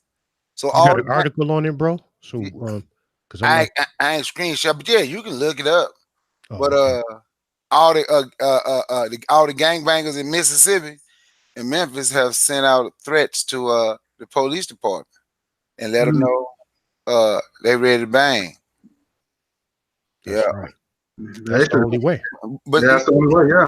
But you know, I wanted to touch on something. I'm gonna go back a little bit, then come back to the coon. I done seen him a couple of times. He's a straight up and down coon. I don't really listen to him. Him, the other guy you said that saw him, I don't listen to them. Period. But it was one thing a guy said when he was like, they had no masculine inside there with them, right? No men, just single mothers. Now I know this ain't wouldn't life or death is a professional sport, but I'm going to relate it and see if you make you understand it, right? Kevin Durant was basically forced to play in game 5, right? Knowing with his career on the line. The only thing he have is what? His mother. Kawhi Leonard was traded away from San Antonio because he refused to play hurt. Because his uncle, who's like his father, told him, you're not going out there to play. So San Antonio got mad. That's why they traded him. Toronto. You don't even know his uncle's name. You know what they call him on TV? Right. Kawhi Leonard's uncle. Wow. Don't know his name. But guess what? But when it come time to handle some business, he got a strong man in his corner, his mama brother, that got his back. His mama don't step up, don't speak, don't do none of that. His uncle handles all of that. Like he's going through a thing right now to sue Nike, right? Nike stole his logo. You know who's handling that business for him? His uncle. I was about to say that, yeah. So it makes a difference because they don't see the woman as a threat. So it makes a difference. Makes a big difference. When a man go down and a man speaks. And they hear a man's voice. Yeah. And then they see a strong black man that ain't backing down. So now they feel they have a problem. You know, they have a problem with that. But more of us have to do it. They can't, okay, another example. You all watch sports. Me, you, and Craig was talking about one time trying to do a sports thing together on YouTube, right? And you're a Redskins fan. Right. You remember when the Redskins hired the coach from the University of Oregon? He came in straight in from the University of Oregon. The coach? Yeah. And Joe Gibbs? No. This was recent. And, you mean before the coach they have now. But you mean Michael whatever his name. But remember the wide receiver, remember the wide receiver Deshaun Jackson? Yeah. Did you hear what he said when they asked him about him? And the same thing the player said about Nick Saban. He don't know how to handle a grown black man. They know how to coach boys. People they can talk to any kind of way. People they feel they can control. People who they have their career in the palm of their hand. And if you say something back, I got you. But when he stepped up to the NFL and he was dealing with men that's making $500,000 to $10 million a year and ain't got to put up with your crap, guess what? Didn't know what to do. That energy, that masculine energy makes a big difference. And that is something that our community has lost. And when I said all that to say, because of our community truly had that masculine energy, it would have been more men from their community on that when they see us for those Central Park 5 that's going to step up for those single mothers. Now, what happened to the men those single mothers was laying down with? Once again, they chose the wrong man. Because if they choose the right man, even though it's not my child, I'm going to be there. Because I'm with you. And I know it's a package deal. So if I'm with you, I'm also with him. It's a package deal. And that's how we have to start seeing ourselves as one. You understand? That's how we have to start seeing ourselves. And we have to start standing up for our youth. Now back to the King Coon, right? That's not my first time. I remember the Donald Trump's State of the Union address. I didn't watch it, but do y'all remember when he gave his speech? That guy said that's the greatest speech he ever heard in his life. There is no man. There is no man. Oh shit. There is no man Oh shit. as strong as Donald Trump. And for all of y'all black people going around talking about you from Africa, because that's where our people came from. Them ain't none of my people. And you're mad at the Haitians because of what Donald Trump want to put all the Haitians out the country. Take your ass to Haiti with them then. We are Americans, period. That's what he said. That's not what I'm saying. Let me make that clear. That's what King Coon said. That's not what Bakari is saying. Let me ask you a question, Bakari, real quick. He said he was a former police officer or whatever. Uh-huh. So did he address what happened to what's his name, Muhammad Noor? No, I've only seen him like 2 or 3 times. I saw him on another. Man, I'm gonna tell you. But you heard about what happened to him, right? I heard the name, but I don't know what happened. But I'm gonna let you know they got a man. They got about 3 channels, man. They just Coon him. It's this other guy and this other black guy. Oh my God! You think what he said by himself was something. Let him get with his 2 friends when they doing their podcast. Oh my God! Their channels are monetized, right? Yeah, I think so. Yeah. Oh my God! You think what he said by himself? Woo!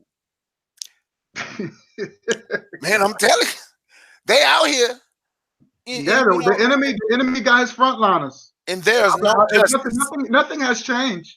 No, nothing has changed. So I don't want black people to tell me I got to be for all my people, because there's people look what happened to our brother Nipsey Hussle, who was trying to do right, and it was a black man that killed him. It was another Negro that killed him, and he said that the government paid him to do it. The government paid him to do it. That's what he said. Yes. Wow. 74,000 to knock him off. See, this is the thing, right? You can Google it. He said they said they told him to do it. So he was so with all this conspiracy theories bullshit, it happens. But I'm about to tell you something, right? We on this channel and we are addressing it, right? I want to say the guy name. Now he's a good guy. He's a beast with history. His name is the real Makeba, something like that. He's a beast with history. You talking about history? You know, he would kill anybody that I've ever seen on some other channel very easily within 5 minutes. Don't care what the debate is, and they know it. But when you have people like him, because he's good in history, now he got a lot of followers. When you have people like him, everything that has ever happened to black people is a hoax, is a conspiracy. He did a whole show. Him and the 2 more people. Rodney King was not beaten by the police. Trayvon Martin is not dead. Mike Brown is not dead. Sandra Bland is not dead. All that is a hoax to create a race war. Who said that? It's some people, but the one guy whose name I remember because I've listened to his channel because I like history is the real Makeba, Merkabah. And I just sent him a thing saying, man, stick to history. That's what I told him. But I saw about 3 other channels. All of that is a hoax. Everything that ever happened. And what happens is we get so caught up in these conspiracies, right? So once you accept everything that happened to you as a conspiracy, you never have to stand up for nothing. You're not going to ever be held accountable for nothing because you don't believe nothing happened. What did he say? Emmett Till was a dummy in a casket. His mama was paid to open a casket of a dummy to put in the casket sewn up to make it look like a human. But there's a lot of people on YouTube. Just go on YouTube and put on their Emmett Till death a hoax. You'll start seeing it. Trayvon, you will see how many black people want to tell you it's a hoax. Ain't nothing ever happened. Ain't nobody dead. Even they done got to the point all the school shootings is a hoax. Wow. According to them, no one is dead. Nobody ever been shot. Nobody was ever beaten. They are trying to create a race war. They're just being racist. But when you do that, you never have to accept responsibility. What? How do you spell his name? Jasmine Virgo, but I thought it was M-E-K, but she got M-A-K-A-B-A. But I thought it's an R in his name. I thought it was real Makeba. The real Makeba. Wow. Or something like that. Yeah. Him, and it's a few more. You're him. Man, we got to be careful with social media. It's like me and Brother Guy always say, man. I mean, social media, the internet has given a platform, you know, to just any and everybody. Anybody can just come out and, you know, profess to be, you know, revolutionary, man. Social media is dangerous. Absolutely. But that's why I told him, stick to history. But if you watch his channel and he's talking about history, the type of stuff that we discuss sometimes, real history, you will be absolutely impressed. But when it comes to other things, once he get out of history, he's out of his lane. Can you send me one of his videos? Because I can't find him. Yeah, I'll find one for you. I'll find one. I was subscribed to his channel, but after he did that, it's M-E-R-K-A-B-A-H. Y'all can go ahead. I'm looking for this for Maurice and gonna send it to him. Well, I want to say this. The reason why I brought up with that guy Muhammad Noor. He served 12 and a half. He was a police officer. Now he's serving 12 and a half years for killing a white woman at night. She came out at night, and he used the same language that white people use when they kill our women and children and men. He said, well, I was afraid of my life. She came out of nowhere, and I shot her. One thing I noticed about white men, they protect their women. And if you kill one of theirs, you're going to pay for it. O.J. Simpson got a taste of that. So you're not going to play. It's okay to kill your children and put your children in jail for a crime they didn't do. You won't do that to their kids. Because these men protect their women, their children. The men, we're not doing that. Now I know I would do it. I know Bakari, I know Maurice, I know Brother Craig. I know we protect our kids and we will go down fighting. But I don't know. But like you said, Brother Bakari, women, our sisters got to choose the right mate.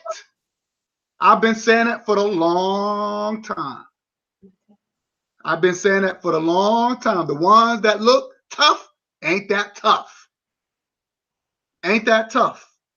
That's why I'm very cautious when he's got these dudes love to go in and out of jail. And then you got your children or they'll pray.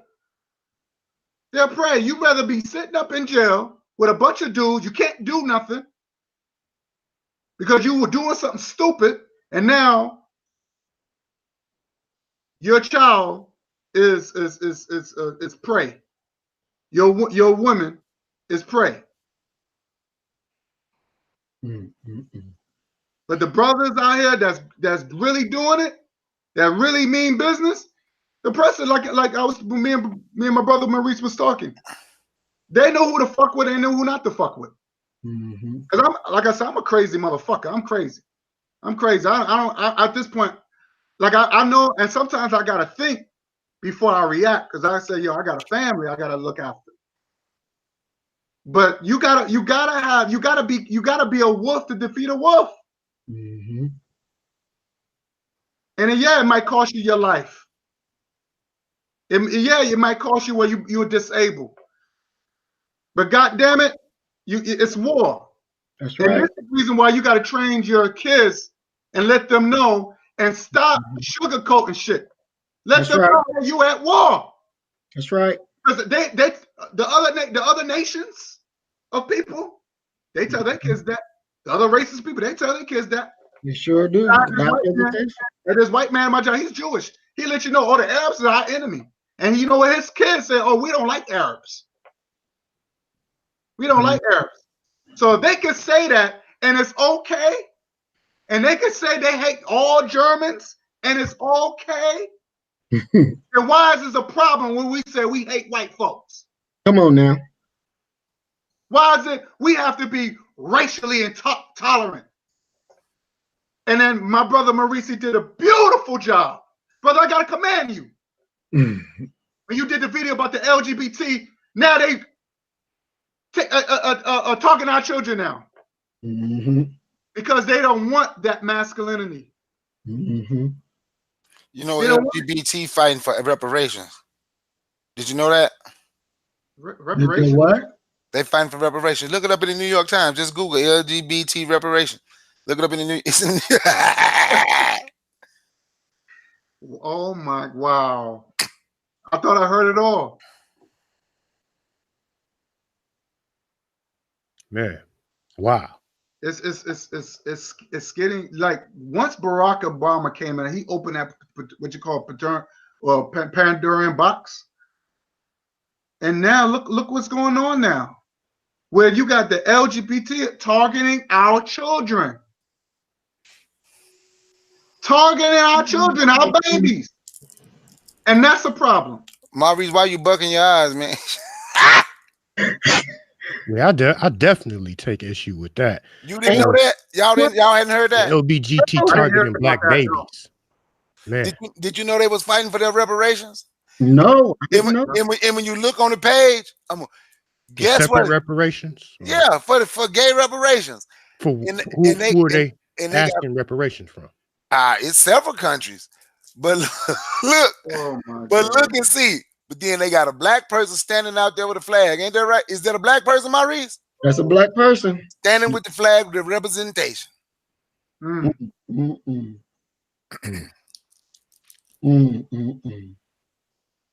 Ain't no fucking way. Oh, yeah, by the way, I said it might not happen in my lifetime. It might. I know this off the subject, but hey, HR 40 is now on the table. It's going to be discussed in Congress. That's good. That's good. That's good. You know what HR 40 is, right? I mean, that you know, to me, that just because they discussing it still don't mean shit. Oh, no, it don't mean nothing, but I'm just saying they done put in enough work to get it there. Yeah, much love and respect for them, you know, for the brothers that's fighting for reparations. But man, I got to take the stance with Maurice. Man, the enemy. I don't see the enemy. I don't see the enemy. I don't either. But I'm just saying, you know, they fighting and. Yes, indeed. I'm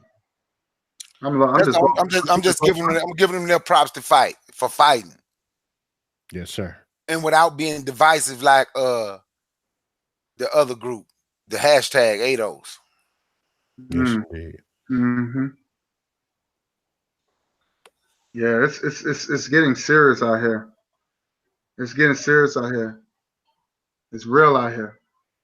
You know, anytime when you affect our kids and killing our kids and taking our boys and trying to make them to little girls and vice versa, that's a problem. That's a problem. Because my legacy has to continue. They're teaching it in California. Yeah, in Jersey too. They pushing it in Jersey. I'm saying they teaching it in the schools already. I'll send you. I do a thing on Judge Joe Brown. Oh, dude called into the radio.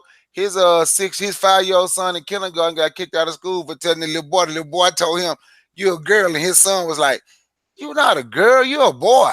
Oh, they sent his son home for the day for telling the little boy he was a boy. What? Yeah, man. Y'all don't, man. Listen to Judge Joe Brown too, man. This is scary. Yeah, man. This is really scary. Look, I'm gonna tell you something. All y'all said this word, and it's a fact. We're at war. These people are attacking us in several different ways. These people have us on remote. We're attacking us. Think about this. No one is scared to go to the so-called hood except black people. Asians, Arabs, East Indians, everybody go down there and run businesses and don't worry about nothing. But if I go down there and accidentally bump into you, a lot of them act like they want to fight or shoot. But see, I'm going to tell you what I think one of the problems is, and this, we have been taught to forgive everything, right? We have never been allowed to let none of our aggression out. So we only take it out on us. On each other, yep. Yeah, because we've been told you just keep forgiving, keep forgiving, keep forgiving. And don't care what they do. Don't do this, because you ain't no better. So that have been put in our head. And we have held all this in. And now when it come out at the people you're around the most. It come out on us. It was a preacher. Remember the riots in Milwaukee a couple years back? Y'all remember that? Yeah, I remember that. It was this heavy-set preacher. He was doing a sermon. And he was like, you know what? They telling those young black men to don't tear up the store. Don't set this on fire. Don't do this. That ain't none of our neighborhood. Them projects. And they about to shut them down anyway. He said, so I'm going to tell you something. I'm tired of our people always saying forgive. This the preacher. To hell with all those stores black people don't own. I don't give a damn about it. Burn them down. That came from the preacher in Milwaukee. He said we have to stop just letting people treat us any kind of way. We have realized, if we haven't realized by now that it's not going to stop by us asking them, please stop beating me up. Please stop beating me up. Please stop beating me up. If we ain't realized that don't work, something wrong with us. Please stop shooting me. Please stop shooting me. Please don't poison me. That's why a lot of our people hate the fact Donald Trump is in office. I like the fact Donald Trump is in office because I want to be able to see my enemy coming, because when you go to war, they want to do a sneak attack. But as long as Donald Trump is in office, you can see it. He speaks the truth of this country. He speaks the absolute truth of this country. When they see us, the stuff he said, that's how he felt. That was the truth of this country. They don't have to have no facts to kill you, to kill a black man.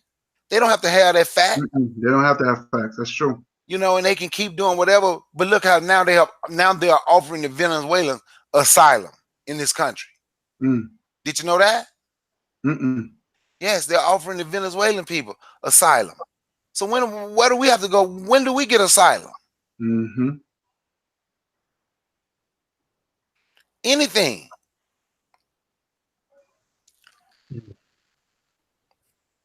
It's wow, it's scary. It's really scary when you think about it. You know, and sometimes I realize that there's only a few of us that's really woke, and really want to make something happen, really want to pop shit off. You know what I mean? But some of us, they you know, we got to go past. But first, to get to the enemy, we got to get past our own people that want to protect the oppressor. And to me, that bothers me. That really does bother me. You know, and that's not. It's not fit. Remember, you know, I'm sorry. The show y'all was did with me the other night, and I said gun control and learn to control the gun. That's why I kept saying the sad reality of it. Once more of us get trained, the sad reality of it is you will have to hurt some of your own people first. The reality might be sad, but it is reality. It's true. You did say that. Yep. It's reality. Yeah. So when we talk about unity, I would say unify people who thinks like you. Yeah. You know?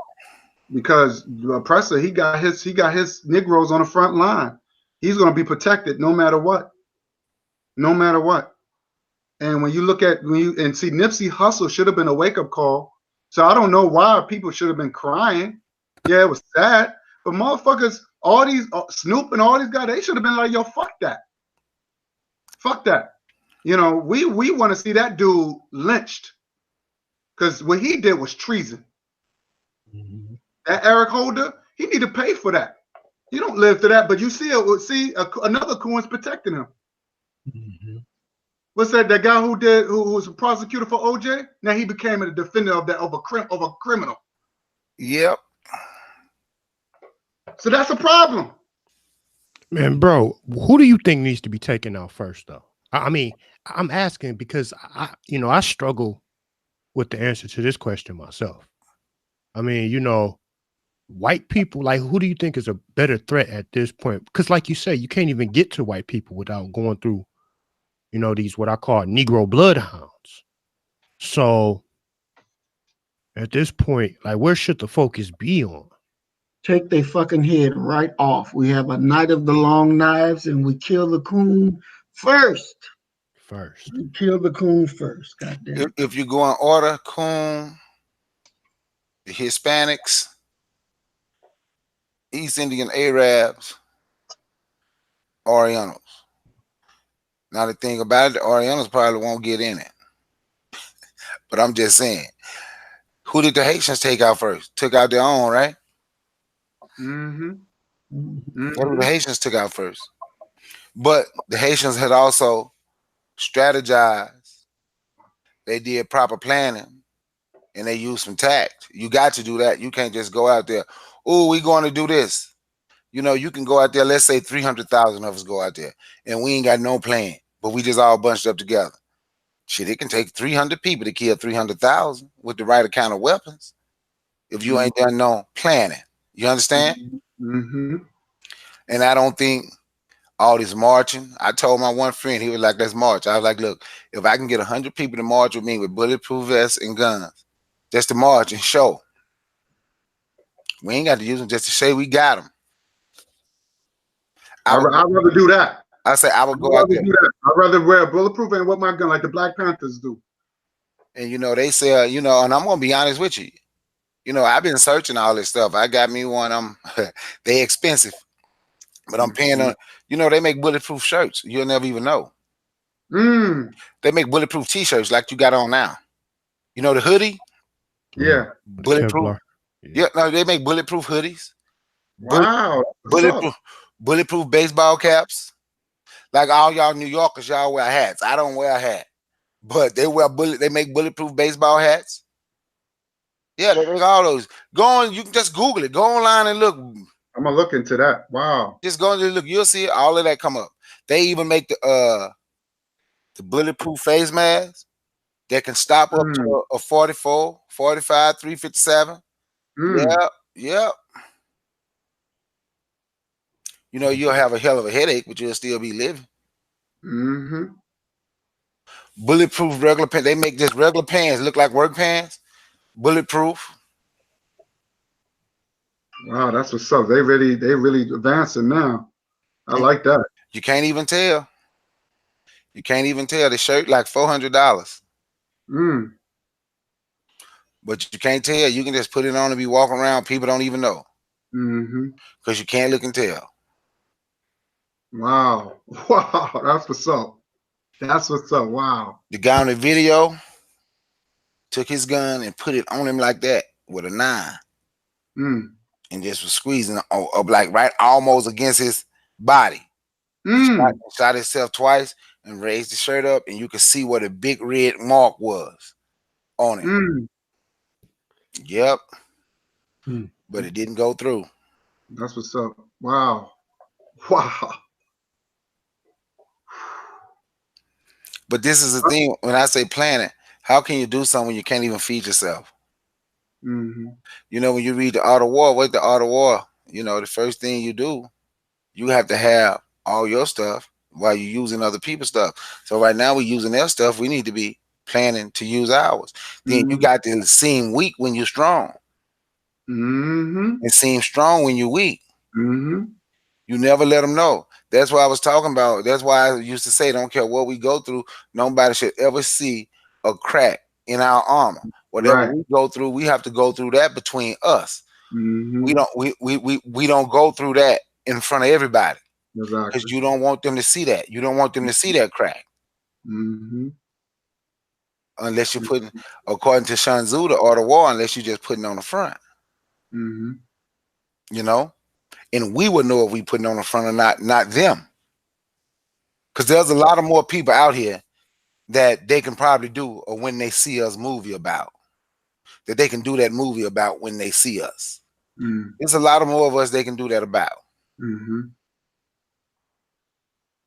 And I noticed that you really don't really see revolutionary movies, and a lot of these white movie productions and all that stuff, they won't allow you to see like they won't put real movies like the Haitian Revolution, a real Nat Turner movie, because that one with Nat Parker, he's married to a white woman in real life.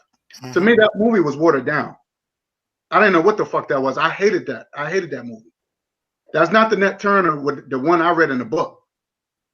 Is really gruesome what those black people did to those white people. I mean, they should have showed the motherfuckers cutting these white people head off. They should have showed it. I want to see it. Oh, they ain't show no white woman get killed. Because if you married to an oppressor, you're limited. So that's what happened. That's why the birth of the nation. And then you take the fucking title that the KKK has, same KKK title, birth of the nation. Yeah, I didn't like that either. Hey, Jasmine Virgo, I agree with you. I can't explain how a little kid can be gay. How would they know that? And then how would they know that unless someone's telling them? And I'm going to tell you something, Jasmine. You say the Christian way, forgive the outsider. That's the black Christian way. I watch. I've seen maybe two episodes of Game of Thrones, right? But it's a show on Netflix called The Last Kingdom. It's basically medieval time, right? So as I watch it, and I'm sitting here listening, we all know what an Anglo-Saxon is, right? Right. But in the beginning, they were not called Anglo-Saxons. They were called Saxon. So as I'm sitting here, I'm like, what the hell is a Saxon? What's a Saxon? So I Google ancient Saxon. Then I Googled, they was constantly going to war again with the ancient with the Danes. Then I sit here, the Anglo-Saxon was, the Saxons wanted to control all of England because this thing is based on real history. When you Google all the king names and everything, all this stuff is real, based on their real history. That's true. And nobody did more killing than the Christians. That's right. That's true. Nobody. And I got to take this call. I'm going to mute right quick. Looking at this homosexual reparations thing, and I'm reading what it said. It says that although there's no one-size-fits-all model when it comes to gay reparations, countries have taken the distinct approaches. The most common is the moral rehabilitation, which entails a formal apology by the state and the expungement of criminal records of those convicted of homosexual offenses. There's also financial compensation for loss of income and pensions. Finally, there's truth-telling or an official report on the past wrongs that were incorporated steps for the reparations. These are not mutually exclusive approaches. In fact, in recent experiences show that they are often pursued simultaneously or sequentially. So not only do they get their apology, they get their criminal records taken away. They get paid for whatever they missed, even if it's a pension. They still getting their money. They're getting their back pay. And then they're at a sincere apology. Now, it even talks about black people in here. Hold on one second, Maurice. Who you talking about? Because I had to take that phone call. I'm reading about the gay reparations and what they're getting and how it's going. You want me to reread what I just went over real quick? No, I read a little bit, so go ahead. I just wanted to know what you were talking about. Okay. So then we go down to almost the bottom of the article, and it says, unlike black people, homosexuals exercise a great deal of choice about just how public they want to embrace gay identity or to claim victim status. Now, we looking at this and understand what's going on. These demons have committed unlimited moral crimes against us. Unlimited. Now, they really expect us to help pay for homosexual reparations? Like this money coming out of our fucking pockets? Because that's where the reparations money's coming from. It's going to come out of our goddamn pockets. The money that you go to work for and your taxes come out your check, and you don't have a way to say, no, I don't want to pay for that. I don't want that shit coming out of my pocket. It's coming out of our pockets regardless. So if they're going to make us pay for shit we didn't have nothing to do with, they're going to take these faggots and cleanse their record. But yet here are we, that's victim of the worst crime that has ever happened on the motherfucking planet. The worst goddamn crime that has ever happened on the planet. And you disrespectful bastards would dare to make us pay for some homosexual reparations? We can't have that. We can't have that. If that shit gotta come out of our pocket, God damn it, we gotta raise up and destroy this fucking country. Rip this motherfucker up from the top to the bottom, from the east to the west. We can't sit down and sit back for this shit. How disrespectful is that? That you would make us pay for something that we don't take part. We reject that shit. But they will forcibly say you're going to pay this. Oh, fuck that. Fuck that. We can't accept that. We cannot accept that. I'm telling you, goddammit, we will tear this fucking country up from one end to the other, because the disrespect has to stop. That's disrespectful. Wow. Disrespectful. They're gonna take your money and say it's going to the faggots. What? But what we suffered, America doesn't have the will to give us what we are owed. What we are owed. Our motherfucking people built this. If it wasn't for black people, these goddamn white folks in this country would not be free. George Washington wasn't no fucking great general. He's an illiterate bastard. He wasn't a great general. It wasn't because of their military prowess that they got free. It was because of us giving them information that they didn't fucking have. It was because of us fighting. And what the bastard George Washington do after he knew we helped? He sat down with the British and said, now the slaves that y'all freed, send them back because they're going back to slavery. They're going back to the plantation. He didn't say we're going to give them some honor for what they did for us. They said, nigga, get back there and pluck my fucking cotton, clean my fucking house, get my fucking horses together. That's what they did to us. And then after slavery, then we're supposed to have been true American citizens. And so while the federal government gave us protection in the South, we were building, we were conquering. We had senators. Hell, you barely got 2 black senators now. And really, you don't have them because Cory Booker and that other bitch, they not black. So you're still underrepresented. You're still that goddamn way. But in the Reconstruction, you had black senators. But then the white boy and the other white boy got together and said, look here, we'll give you what you want, but get the federal troops out here so we can fuck up our niggas. And we can put our niggas under control. Because right now, we got to go to the niggas for credit. We got to go to the niggas for this. And just yesterday, they was cleaning our boots. They were doing this. They were doing that. And now they over us. So the white boy said, yeah, we'll go ahead and do it. No problem. And then they released hell on us. You ain't get no apology. Ain't get no money. What did we get? Nigga, get over it. Nigga, get over it. How the fuck we gonna keep getting over it? And you keep doing shit to us. How we gonna get over it? Ain't no getting over it till your blood is running in the goddamn street. That's when we get over it. When we run this motherfucker from the top to the bottom. That's when we get over it. God damn it, you gonna get what you have earned. Goddamn motherfuckers, they continually disrespect us. Every day. We cannot let this shit go. You ever heard of the Devil's Punch Bowl? Oh, yes. You know the Devil's Punch Bowl? Yes. Craig and Guy?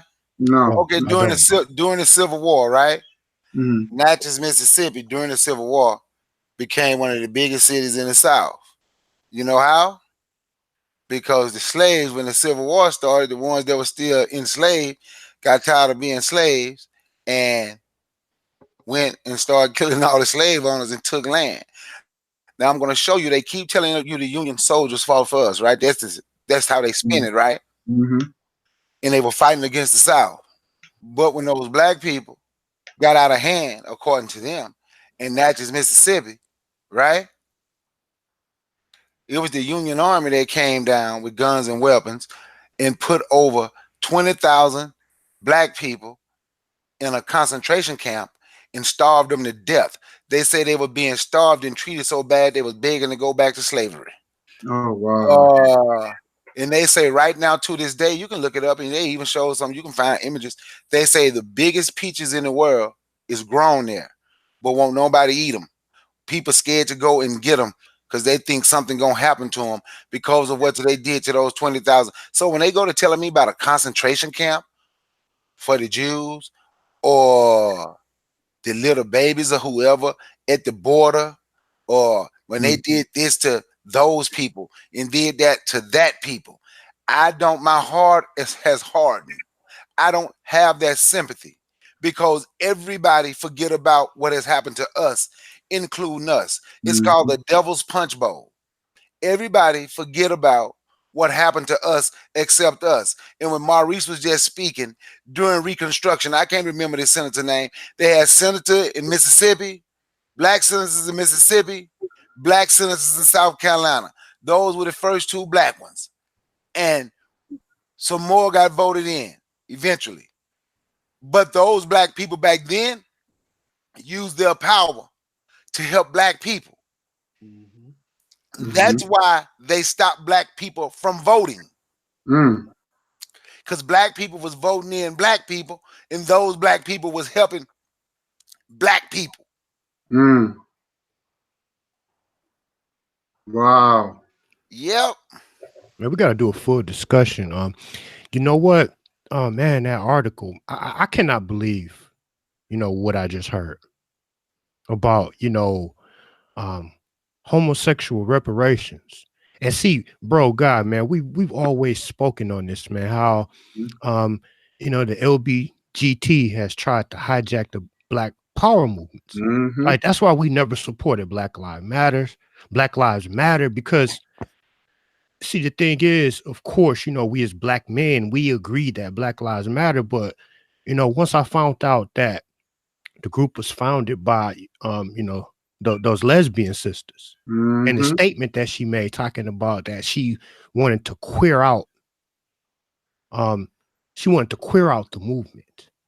So it's like now we get, we getting these homosexuals, these rainbow push ass Negroes that, they want to push the acceptance of homosexuality, lesbianism.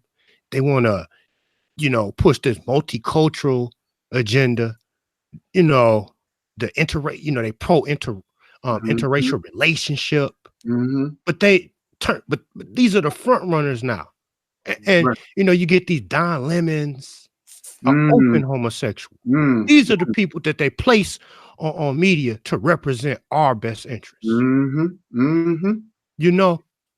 And man, it's just an attack. Like Ghazi with the RBG flag, man.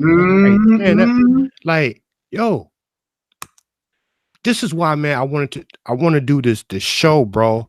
And I want to that article is going to be so beneficial because I want to go to, past to present times and just show about, homosexuality. Man, I could not believe that. So that means a full breakdown needs to be done on Black Lives Matter and their agenda, especially now since we see that the LGBT are not fighting for reparations. I'm thinking when I first heard it that these are some lesbian or homosexual brothers and sisters that are fighting for reparations for slavery. I'm not thinking, wow, they're fighting for gay reparations. Mm-hmm. Like what? Yeah, and I'm gonna tell you something. When Maurice pulled up that article, since I'd already seen it, I knew what he saw. Remember, he said, I told him, I said, Maurice is a black man holding the gay flag. What did you say, Maurice? Yep. Yes, it is. But then when you go on and read the article, what they say, unlike black people, unlike black people, they but he's standing there holding the flag. But I'm finna learn, I'm because I'm quite sure you already know this, but this is just how I speak. So I'm gonna learn you something, right? There's a restaurant in New Orleans black people still go to now. It's still there. It's called Two Sisters Restaurant. Yeah, you was telling me about that. Yeah. I want you to understand, those people were not sisters. It started during slavery. They were two lesbian slave owners that started that restaurant that still stand today. And you can look up the history. It's called Two Sisters Restaurant. It's in New Orleans, Louisiana. This country never had problems with homosexuals. They will use anything and anybody to take away from us. Now, because I'm going to show you, he's either 13 or 15 presidents of this country. Buchanan, even when I went to church, I stopped using the term first lady. You know why? Because he was gay and he's coined the term. He said the first lady does not have to be your wife, just a servant in your house, because true love is between a man and a man. And he coined the term for first lady, and he was president of this country. See, when you go to talking about this BS, you got to dig deep and deep and deep. Then eventually you're gonna see, damn, they ain't never have a problem with homosexuals. They using the homosexuals right now to take our place in the homosexual black people unwittingly taking sides. You ain't getting treated bad because you're gay. You're getting treated bad because you're black. That's why you can go on YouTube channels right now and you can find faggots and dykes, black ones, talking about how bad they get treated by the goddamn white homosexuals all the time. Gazi said that too. But they get treated that way because they're black, not because they're homosexual. Right. Exactly. I'm surprised I never heard Irritated Genie speak on this. How recent is that article? Because it just came out. Man, somebody needs to forward that to the brother Irritated Genie, because I know. I think he's in Africa, because I called him the other day and he didn't answer. I think he's in Africa. But I think the brother Irritated Genie, because I mean that right there is alarming to hear something like that. And it's just like, man, he's an expert, in that field. And man, I really, really think that this would be something that he would, speak on. Because man, that's just like I got to do some further research into that upon hearing that, man. Thanks for bringing that to the table, because that's just, man, alarming.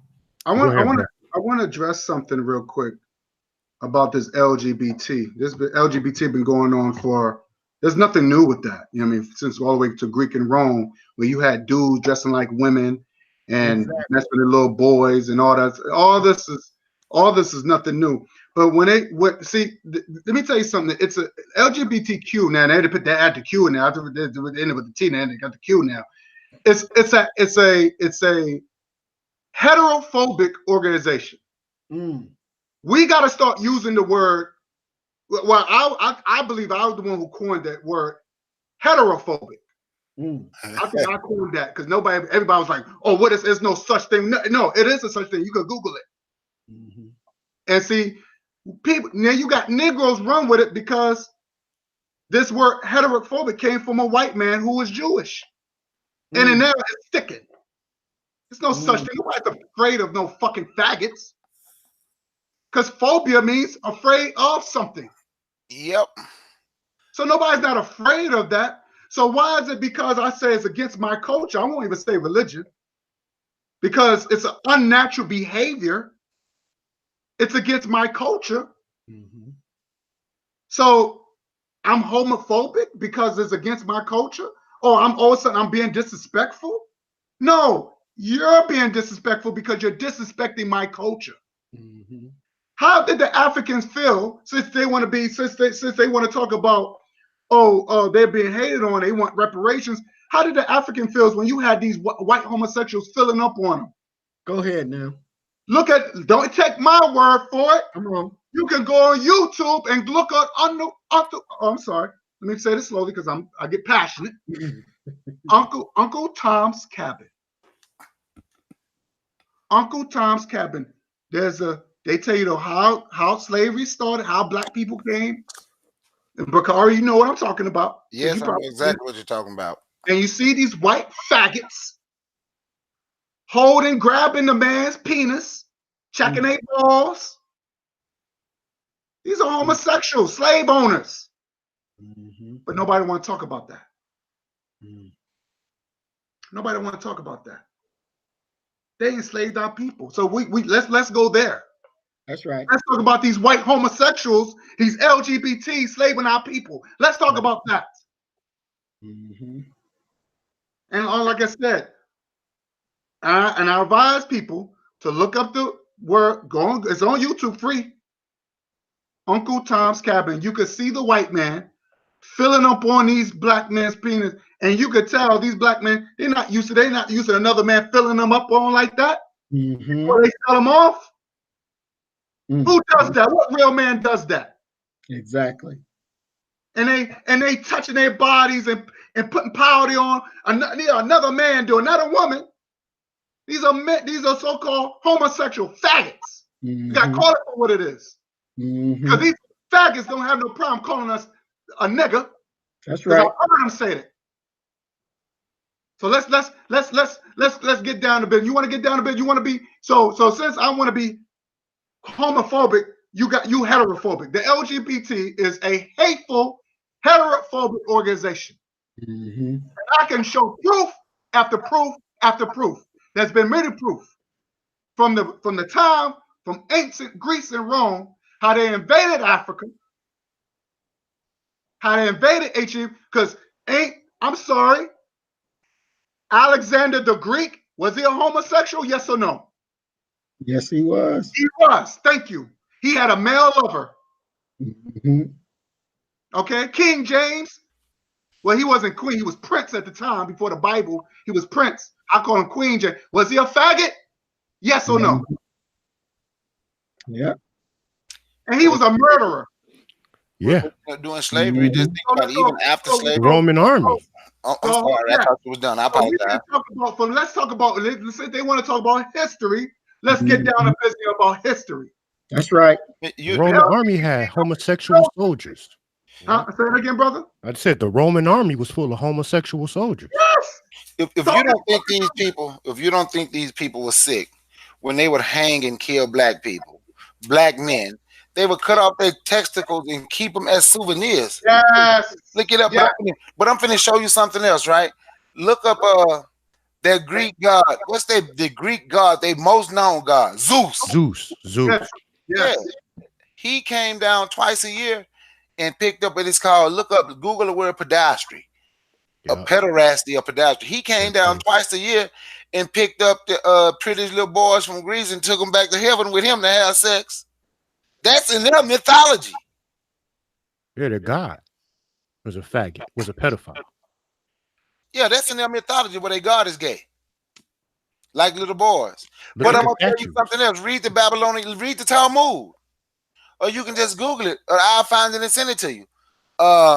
They got verses in the Talmud, but about this pedophilia, where it's okay to sleep with a young girl as long as she's 3 years of age or under, because she's young enough to get her virginity back. That's in the book that they follow, that they say their God gave them. And I could take it further than that. Homosexuality is in the Bible. Jesus was a faggot, according to the Bible. How he said how these guys would lay on his bosom.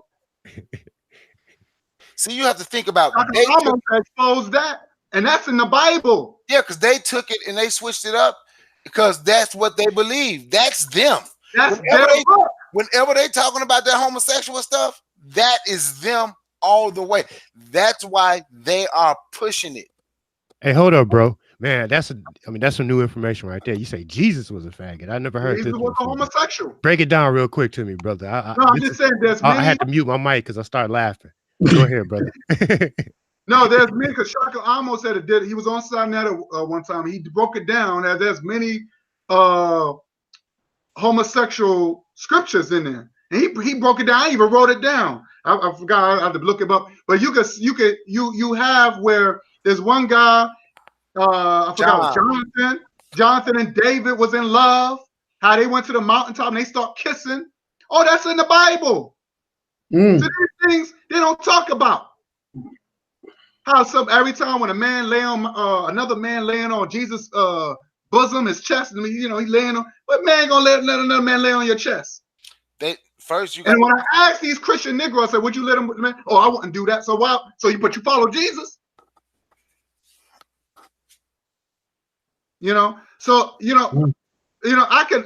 There's many scriptures of all these black people following in Jesus and King David. All these guys were faggots. Okay? But they don't want to talk about that. And where did the book come from? Came from Europe. So, I mean, the LGBT goes way back, but now they needed someone to open that door for them. Thanks to Barack Obama, because no other president want to touch that.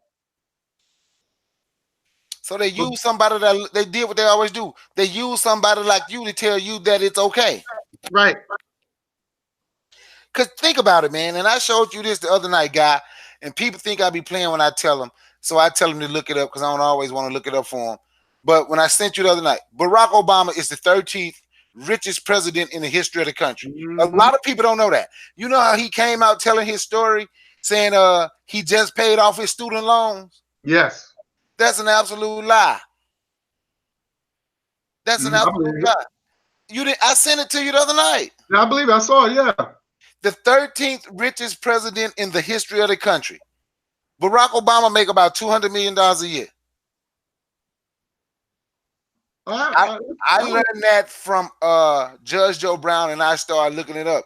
You notice when you see when you see George Bush W, the young Bush, in Michelle Obama, they always hugging like they know one another. Because Barack Obama was raised as a family friend of the Bushes since he was a little boy. His daddy was not deadbeat. His mother left his father for an Indonesian man who was very good friends with George H.W. Bush, who was a killer. He was a killer for the CIA. All this, you can look up all this and find it. You can find all that as a fact. That's why they are so friendly, because they've been friends since Barack Obama was a little boy. I believe it. I believe it. I believe it. And you got to understand too, you notice every time when I had to think back, and I said, there's a pattern to this shit.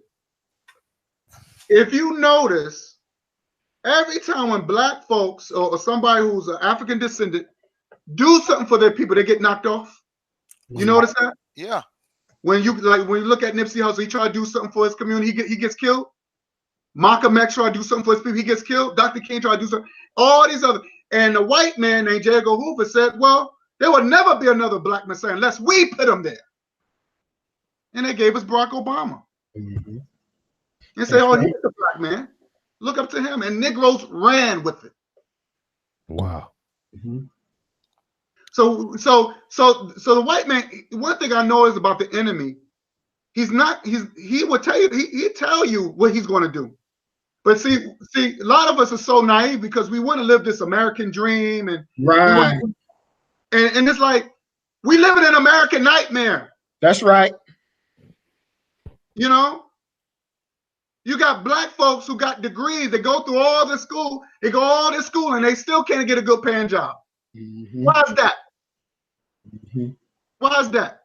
And they've been very selective who they pick. Or no, I can tell the way you talk. You sound like a strong brother. No, we can't hire you. Oh, they know what they're doing. They hire the gays. So you talking about you a homosexual? Where you oppressed at? Okay, David Rockefeller with all the Rockefeller fans, were they homosexuals? So where was their oppression? Exactly. Where was the Rockefellers' oppression? They were homosexuals. Man, bro, you know what? Where was their oppression? The slave owners were homosexual. Where's their oppression? They became rich. So I don't see no oppression. I ain't never seen homosexual get lynched, being denied jobs, none of that. Right. Now, let me ask y'all a question. This is a conversation me and Maurice had the other day. I asked Maurice the same question. Because with this one, I was kind of conflicted, I guess. Of course, I'm not LGBT, but I heard this guy talking. He was on a Search for Uhuru channel. If he hadn't said he was gay, I wouldn't have known he was gay. But he make it clear that he don't stand for no LGBT community. He stands for black people. He also said he understand why black people is not accepting to gay like everybody else, because that was not black people culture. That was not our history. But he is gay and he still stands for black people. So how would you treat a gay man that think like that? But he stands for black people. And they literally showed his work, and I ain't gonna lie, he has done a lot of stuff. You know what, bro? Let me say this because I wanted to say something real quick. I'm sorry. But I'm going to get directly off into that next. But I was just thinking, man, you know, historically there have been two tools that the enemy has used to oppress black people, you know, African people, and that's, you know, warfare and religion. Now, when we look at, you know, the Romans, you know, the Roman invasion of North Africa, you know, when they conquered, destroyed Carthage. Like I was saying earlier, man, you know, the Roman army, they had like gay factions, because we know back at, you know, during ancient, you know, Greco-Roman culture that, you know, pedophilia, homosexuality, you know, that was a way, that was their lifestyle. So as I'm talking about these two tools used, look at religion. Look at the, like you were saying about King James, you know, the King James Bible. King James was a homosexual. So they've been conquering our people. They've conquered our people with warfare and with religion. You know, with homosexual invasion. Homosexual. And don't forget the Arabs who invaded Africa. They brainwashed our people too. They were faggots too. They were messing with our boys and all that too. Hey, all you gotta do is look up Bakabazi. You ever heard of Bakabazi? Look up. You never. I never. Man, you open my eyes, Bakari. Keep it coming, because y'all never heard of. Y'all never heard of each other. Y'all never heard of Bakabazi? It's a certain set of Muslims. Twice a year, they have a festival where they just sleep with little boys. I've heard about that. Look up Bakabazi. Maurice, I see that look on your face. Yeah, look up Bakabazi. Bachabazi, I think it's called. Bakabazi. Yeah. Back to the question, bro. The question, you said some brother, that some black man who was a open faggot, and he was what was the question, bro? Because I wanted the panel to be able to speak. I wouldn't have ever known he was gay if he didn't say it. Okay. But he don't stand up for LGBT rights. He stand up for black rights. He also said he understand, after studying and getting into his African history, that was not accepted in African history. So he understand why black people don't accept it. But since he's black and that's his race, he don't stand for LGBT. He still stand for black people. I say, how would you feel about that gay person? Homosexuality, man, is a poisonous lifestyle. We don't want our people affected, you know, with that poison.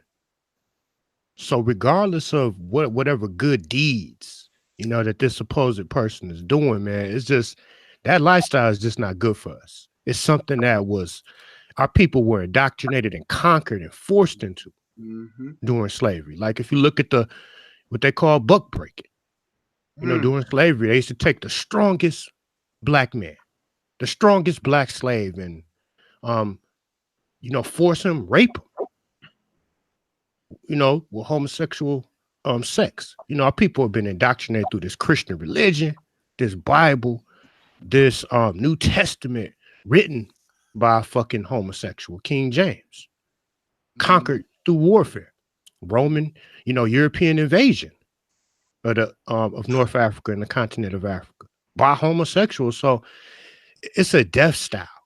So that lifestyle cannot be accepted. I want to now add. I'll pass the mic. I want to add something my brother said. Craig, you made a great point. This is the reason why I call myself unapologetically African. Now, my brother Craig, you know about that guy named Sabir Bey, right?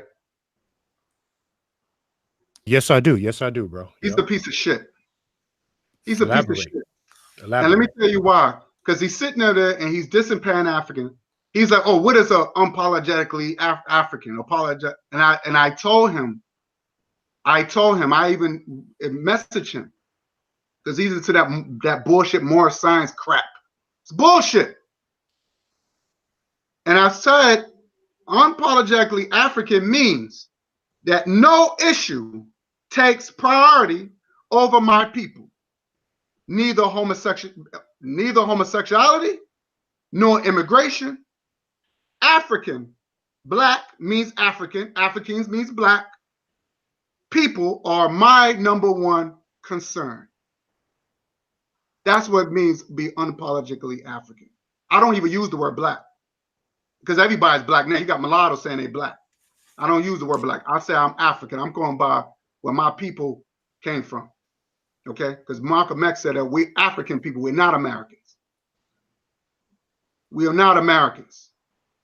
Okay? And first of all, an American is an Italian word. It's an Italian name. Came from one of Christopher Columbus homosexual homeboys, Amerigo. Okay? I'm not Italian, so I can't be African and Italian at the same fucking time. Okay? So when I hear people say I'm African American, no, you're not. You're African. That's it. Now, I want to add something on too.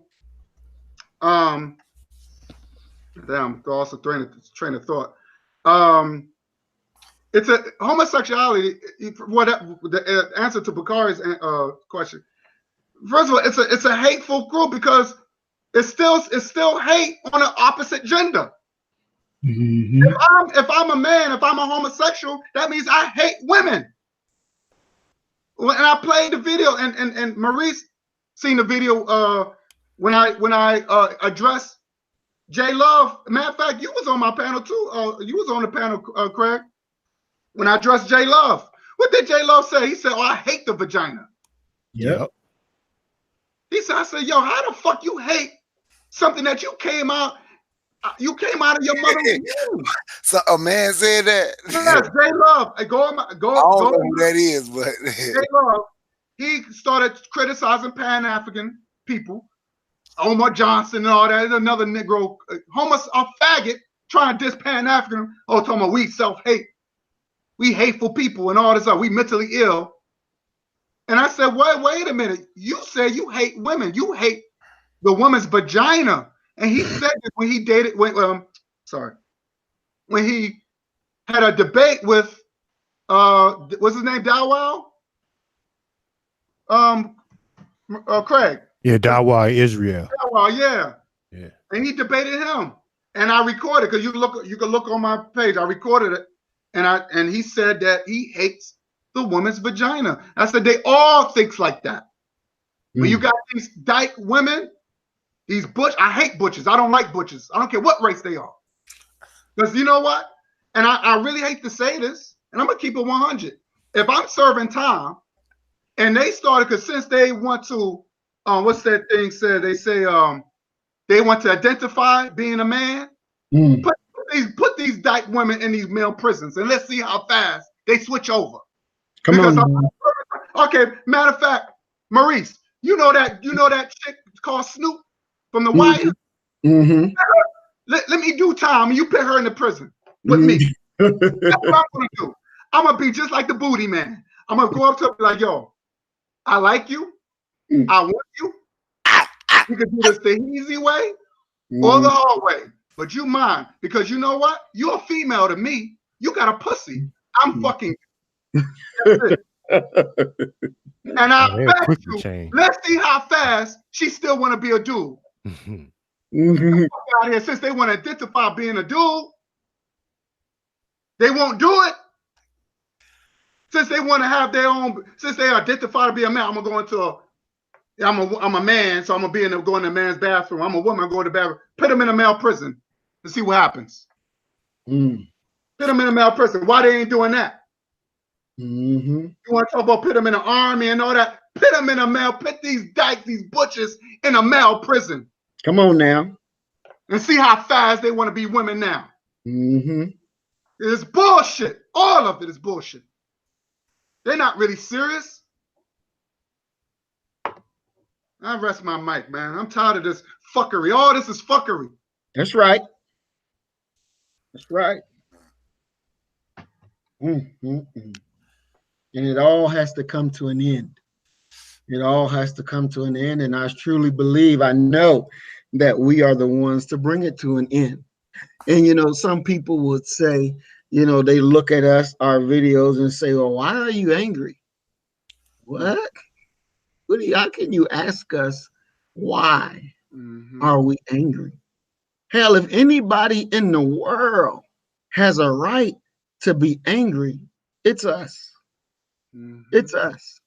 Because we were sold out. We were sold out from the beginning all the way to where we are now. And we're still fighting because people have sold us out. Yes, sir. People we elect into office and they talk good and this, that, and everything, get in office and act like they don't even know us. Don't even know us. Still, Brother Bakari was telling me about a person who they got elected to mayor, stole his ideas, and then act like he didn't even know him no more. Didn't even know him no more. Won't answer their phone. See? You know, they use us. They use us for their advancement, and it becomes our degradation. And it's time for all of that to stop. It's time for all of it to end. And we got to put our wants and our needs and desires first. First. I don't give a damn about what a Chinese man feel, an Arab man, an Asian man, or white man. I don't give a fuck about them. We come first now.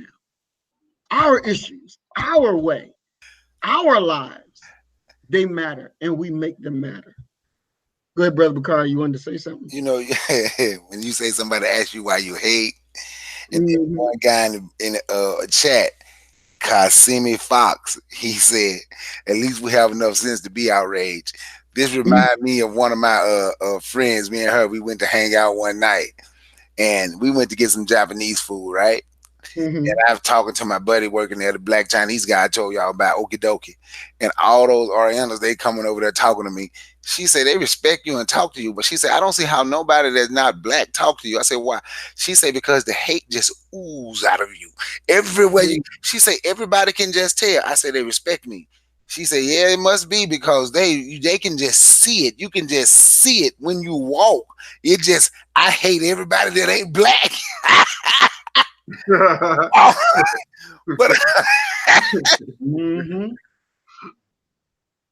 And I want to add something too, man. I mean, this is a really deep conversation, man.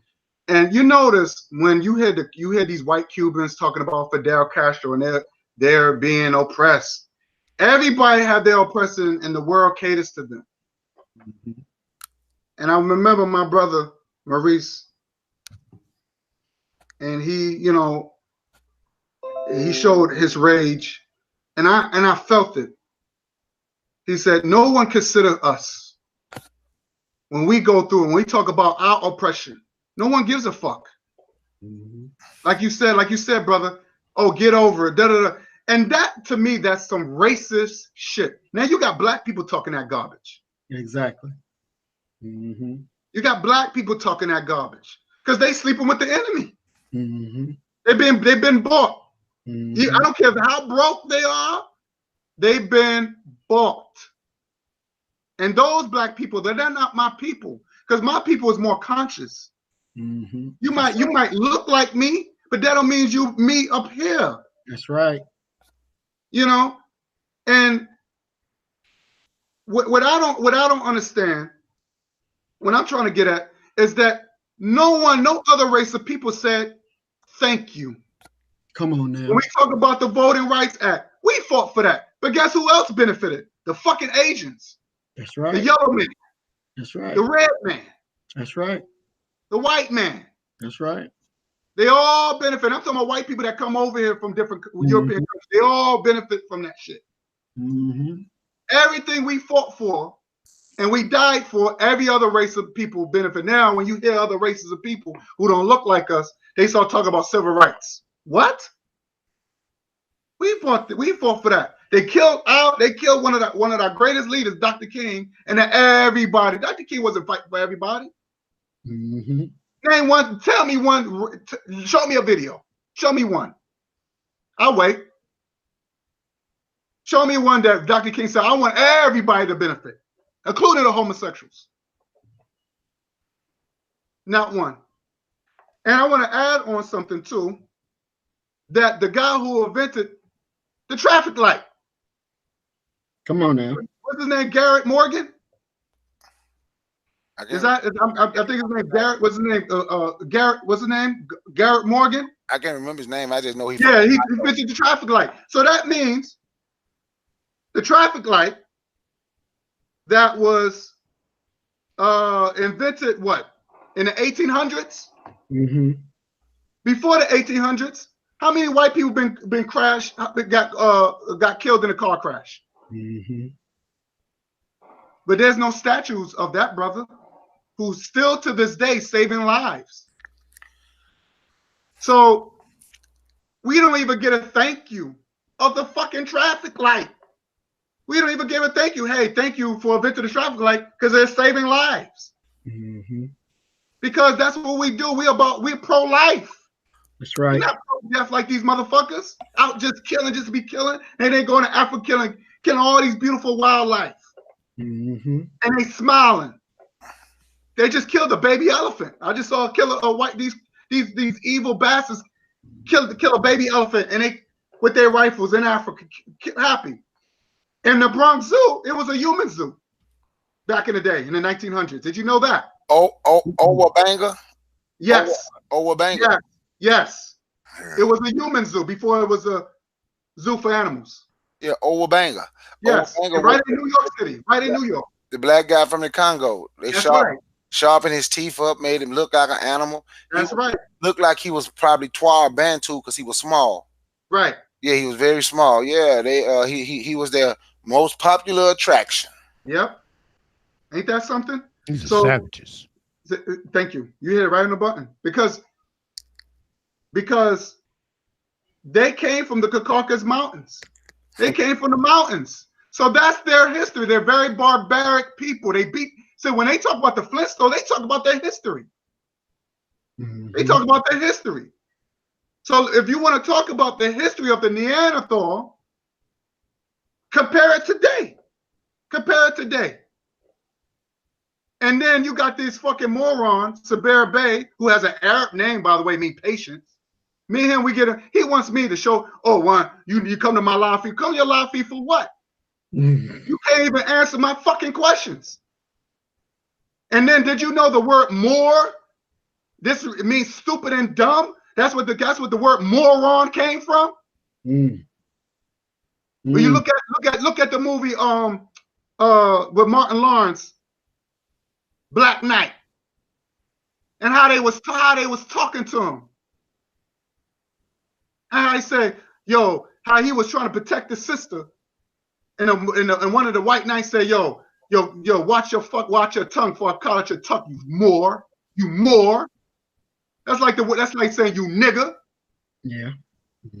That's why I'm not. Where the fuck is the more? And all that came from Noble Jew Ali. Hey, all it came from that Negro. Come with Moors. So we ain't no fucking Moors.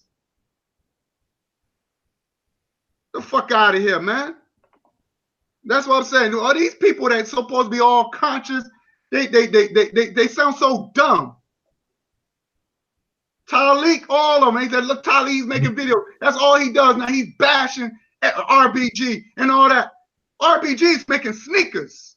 At least we doing something. And trust me, I'm part owner. I'm affiliated to that. So when you talk attacking the RBG, you attacking me. Mm-hmm. What the fuck is he doing? Complaining, driving a truck. That's all he's doing. Now he sound like the white man. And did you know this Negro gonna say that when Malcolm rejected the white girl, he said, "Oh, that was stupid. Oh, he was stupid." Are you fucking serious? You wear the Malcolm X man, then you gonna slander that man like that? But then you ran to the white woman and you snitched to get out. The white woman, he admitted it. He said, this Negro said, okay, I'll let you out, but what you gonna do for me? What you gonna do for me? He said this on his live. So he starts snitching to get out. He's supposed to be still in the insane asylum. The man is an idiot. He's an old nigga that did not do nothing with his life. Then he expect the new generation to do the work for him. Go ahead. But then, oh, well, I made videos for 11, 12 years. So that's all you did? Just make videos, talking rhetoric? But then you want to criticize Malcolm because he rejected the white girl. You don't owe her nothing. Because because my question is this, and he did not answer this question. I said, where was the white girl before Malcolm? When we was down and out, where was these fucking white people? That's right. And every time when a black man raised up and we stop gaining power, that's when white people want to help out. Fuck them. That's right. I'm sick of that shit. Every time when we rise up and we don't need nobody from other races, and all of a sudden they want to, oh, what can we do to help? Fuck y'all. And it's okay to be angry because according to their Bible, they said, and according to the Bible, it says, the oppressed man have a destructive heart. Come on now. So that's why we angry, because we still oppress. That's right. You think I'm tired of watching the news? And I see my people every time there's another police, innocent brother getting gunned down. And I was watching some video how you had all these police officers, including these Latino women, got their gun drawn on you. One black man, he said he got his hands behind his back. Yeah, I saw that. You saw that, right? I saw that. These Latino women got their hand. So they're not our people. They're not our people. They're not our people. And I saw that. And I said, wow, ain't that something? Ain't that something? We always like to include them into our shit and then kick us out, because when they speak for their people, they don't include us. I noticed that. Right. They don't include us. That's right. But we always say black and brown people. Black and brown people. No, why you stop including them? That's why when I look at the Central Park 5, I only include the 4. I leave the Spanish guy out. Leave him out. I leave him out. I don't include him. I include the 4. Because while he was out, he still committed crimes. He was a drug dealer. Other guys, those other 4 brothers, they didn't commit no crime. They tried to stay on the narrow. But this Spanish, the so-called Spick, he decided to sell drugs. And he got caught. Okay? It was a Latino guy who raped that white woman. Wasn't our people that did that. So I don't include them in anything. They have their own struggle to fight. We have ours. That's right. We have ours. So we need to stop including them. And this reason I don't respect the Israelites.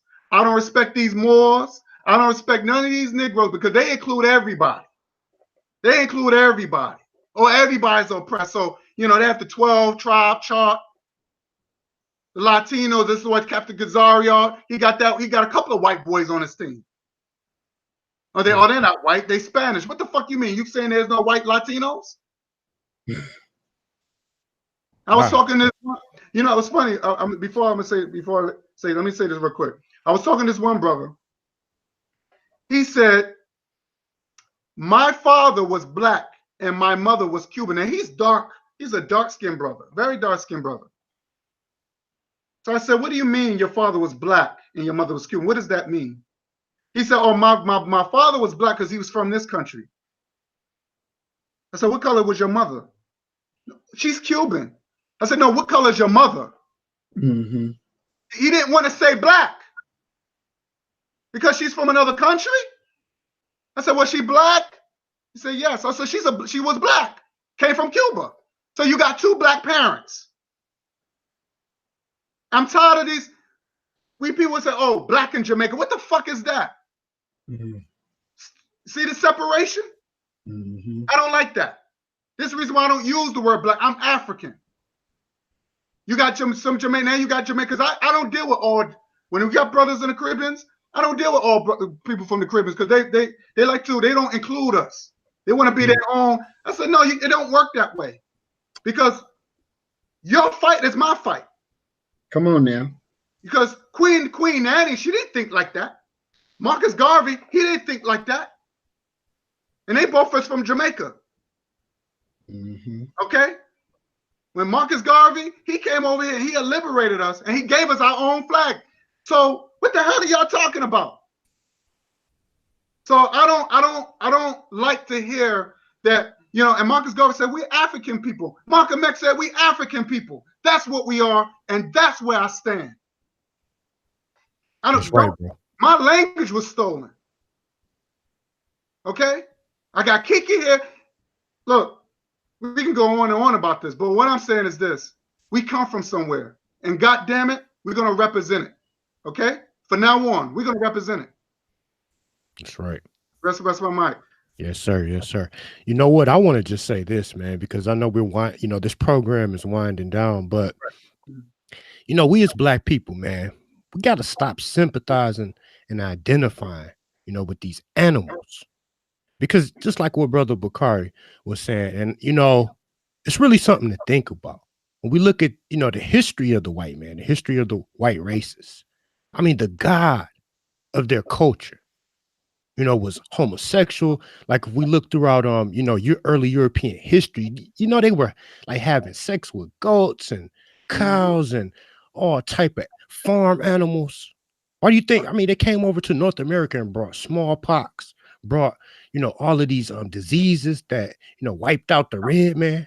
You know, these are a barbaric group of people. So that's why, like, I don't give a shit, man, at this point about, you know, the plight of the Jews, the suffering of the illegal immigrant Mexicans, you know, all of these other races of people, man. We have been taught to identify with the pain, you know, like you were saying earlier, Brother Guy, man, we are so quick to identify with the pain of others, but none of them give a fuck about us. They don't give a fuck about us, bro. You don't see these people on the front lines fighting for reparation. You know, they get out here and just because, you know, they become involved in just, you know, political agitation, just like media attention seeking whores. Like they just want to be seen on TV.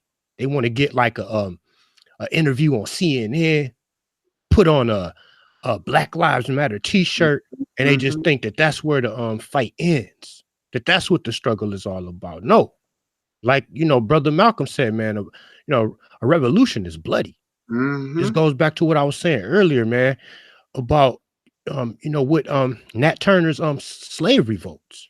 Like, man, revolution, man, you got to be willing to give your life.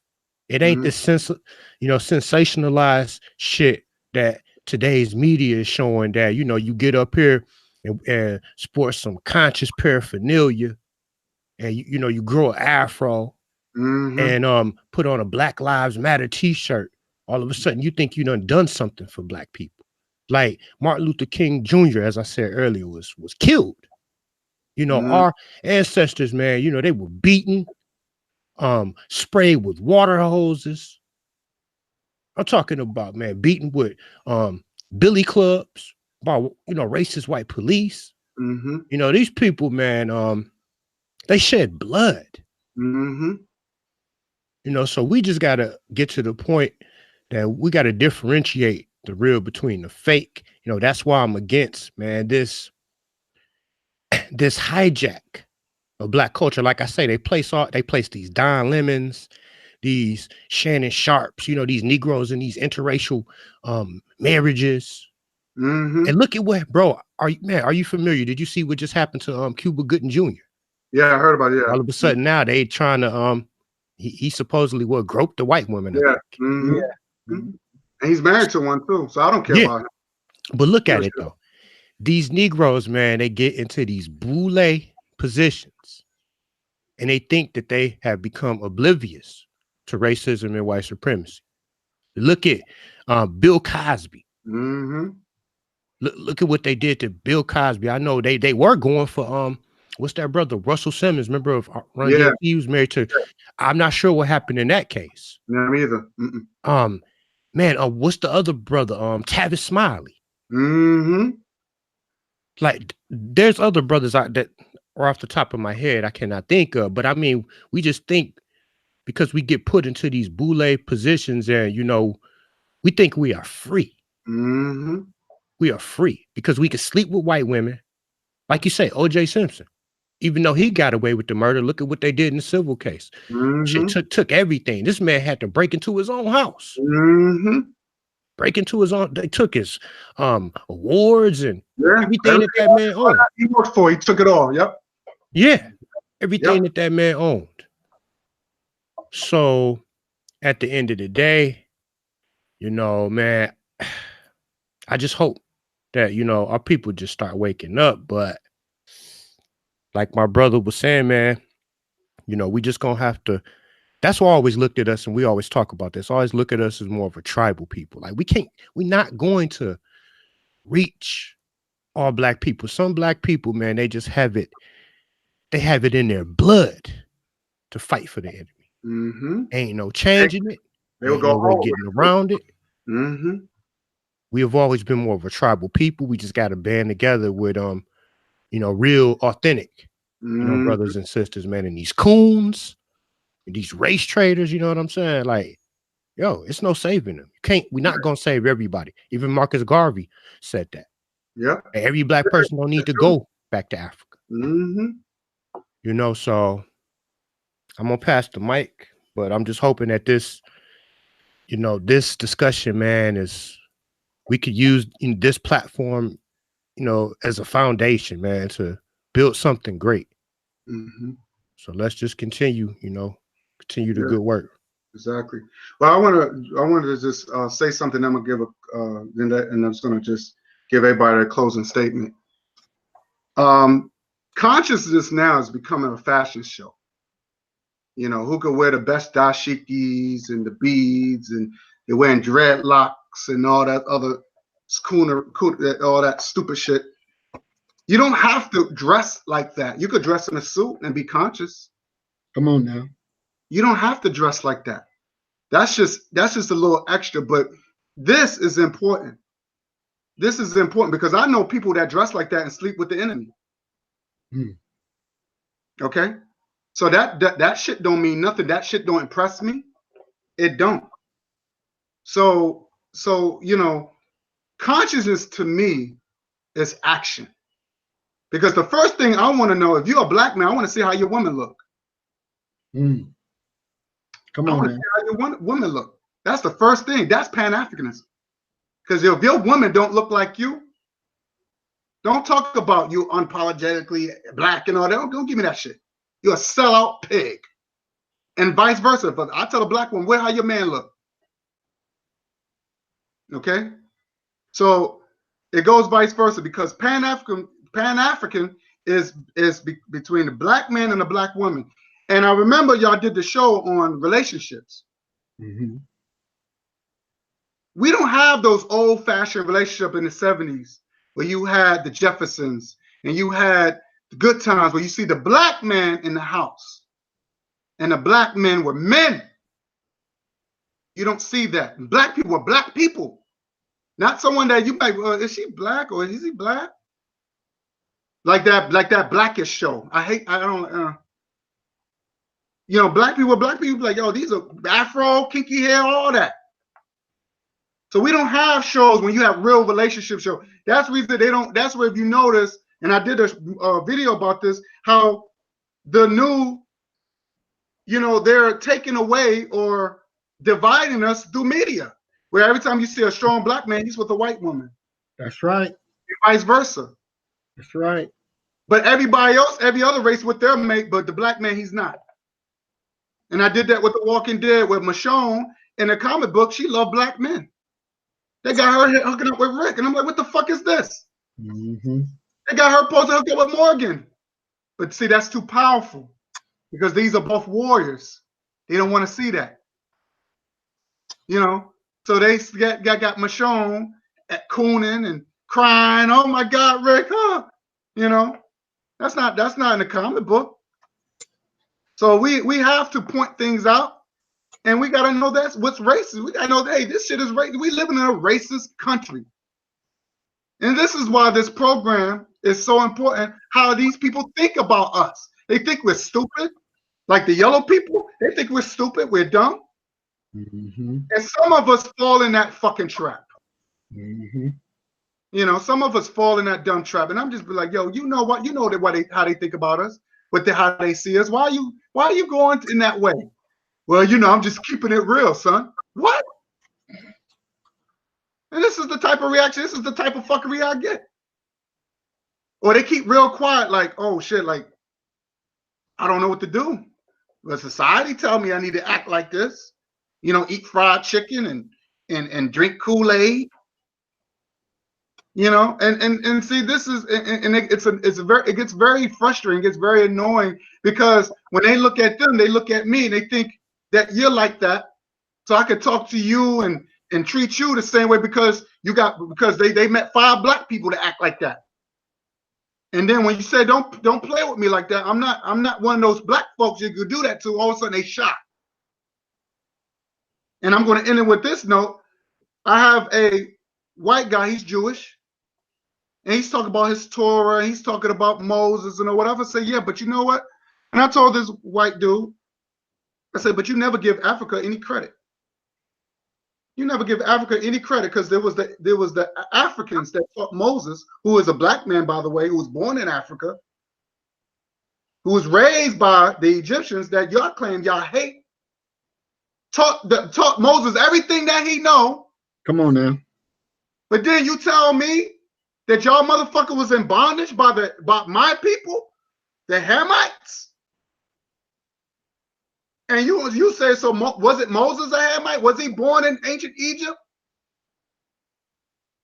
You know what he said? Well, I didn't think about that, because they don't teach us in the synagogue. They don't teach that in the synagogue. I said, why not? Why not? Because you don't want to afraid that it was us, my people, fed y'all motherfuckers, that clothed y'all, taught you everything you know. So when Moses went to Mount Sinai, nobody was with him, because he already knew how to read and write. Who else wrote that fucking tablet? And the tablet was written in what? Hieroglyphs. Am I right or wrong? Mm-hmm. It was written in hieroglyphs. They show that in the 10 Commandments. So they don't, and I said, you know what? You never said thank you. You never said thank you. So, and I said, yo, he's racist. He might smile in my face, but I know a racist when I see one. Come on now. So I just want to end it on this note. My closing statement is, let's not fall for the bait. Let's nationalize ourselves. We are African people. I'm West African. I did my DNA, and I believe it. Because if you look at the people from Angola, they look like me. They look like me and darker. So I know where I'm from. And I know. I knew it from when I was brother. I just couldn't pinpoint it. And I won't discredit Rick Kittles, who studied genetics. He went to school for it. So why I'm not gonna take his word for a black man who, because we're scientist people. We're not religious people. We're scientist people. We believe in science. If you look at the ancient Egyptian artifacts, they did the earth, and they were saying how the earth was, how the water was filled. I mean, they were just using their imagination. They couldn't go, but they was talking about the earth and the moon. That's science. How you think the pyramids lined up with the sun and all that stuff? And if you want to know the truth, it was a Mexican scholar. It was a Mexican scholar said the pyramids was made by us. Come on now. So I know a girl. She's from Mexico. She's Mexican, and she even said it. She said, "Yo, yes, y'all built the pyramids," because she knows the truth. She said, "My people didn't build that shit. That's way before our time." And she said about the Europeans fucking them up. She said that's the reason why we short, because all the crossbreedings, they raped us. Oh man, I can go further than that. But I want to just end that. My closing statement. I want to, brothers, give y'all closing statement. Wherever everybody want to go first, and we out of here. All right, I'll go ahead and go first, and I'm going to start off by saying it's definitely a pleasure to be back, have our team reunited again, and because the work that we do together is awesome. It is awesome, and we are brothers, and we have to be that regardless to whom or what. So it's always good to be back home with my brothers. I was working on the program we did last night on Black couples, and I put in a little search engine Black couples, and I wanted to see different pictures. And a total of 199 pictures came up. 21 of those were actual Black couple, a Black man and a Black woman. But 178 were mixed couples. Wow. Mixed couples. And I put in there in the search engine Black couples. And that's what it came up with. And, they really, really, really want to push this integration bullshit on us. And we have to resist. Our brothers that's dating and marrying these white devils, you got to stop it. Divorce them, do whatever you need to do, and clean your shit up. Our sisters that's with these devilish men, you got to stop it. Divorce them, clean your shit up, because it's unacceptable. It is unacceptable. We cannot accept you like that. And we will not accept you like that. It's just that simple, because you have no loyalty to your people. You go out there and you marry Satan. That's what you're doing. You're marrying Satan's people. And we cannot have that, because we don't trust them, and we damn sure can't trust you, because we understand just because you may have our color, but you don't have our mindset. You don't have our mindset. And that's where we got to be. We see the attack that is coming. We see and understand the attack that we are under. And as I said before, they think that we're going to pay these faggots reparations out of money that we work hard for. They got another goddamn thing coming. If they're going to step over what they owe us and expect us to pay reparations to the homosexuals, you got another thing coming. It ain't going to happen. We're not going to sit back and continue to accept this bullshit. When Barack Obama paid these Indians all that money and reparations back to 1877 and gave them individuals that they put money in their individual pocket, God damn it, you gonna pay us what is owed. And it's time that we collect our money. It's time. It's time that we stop sitting around wondering. Look here, if the people in leadership are not thinking and acting the way we think and act, then they're not your leaders. They're not. They're not on your side. They're not. See, this is war. So since this is war, you can't be no diplomat. I'm not looking to share the house with the enemy. I'm not looking for that. I don't want to live next to them. I don't want them in the same school my children in. I don't want them on my fucking block. I don't want it. I don't want it. And you shouldn't want it either. Their presence should offend you. Their presence should offend you because they're devils. They're satanic. Them and us, we don't mix. They're not even human. You should hate them every time you see them. Just the mere thought of them should piss you the fuck off because they're unnatural to us and they're unnatural to the planet. And you see storm after storm after storm because our God has declared that their time is fucking up. So that means our time is now. So we got to clean up and get that nigga shit out of us so that we can be ready to rule. So we can be ready to rule. They're not fit to rule over us. They're our servants.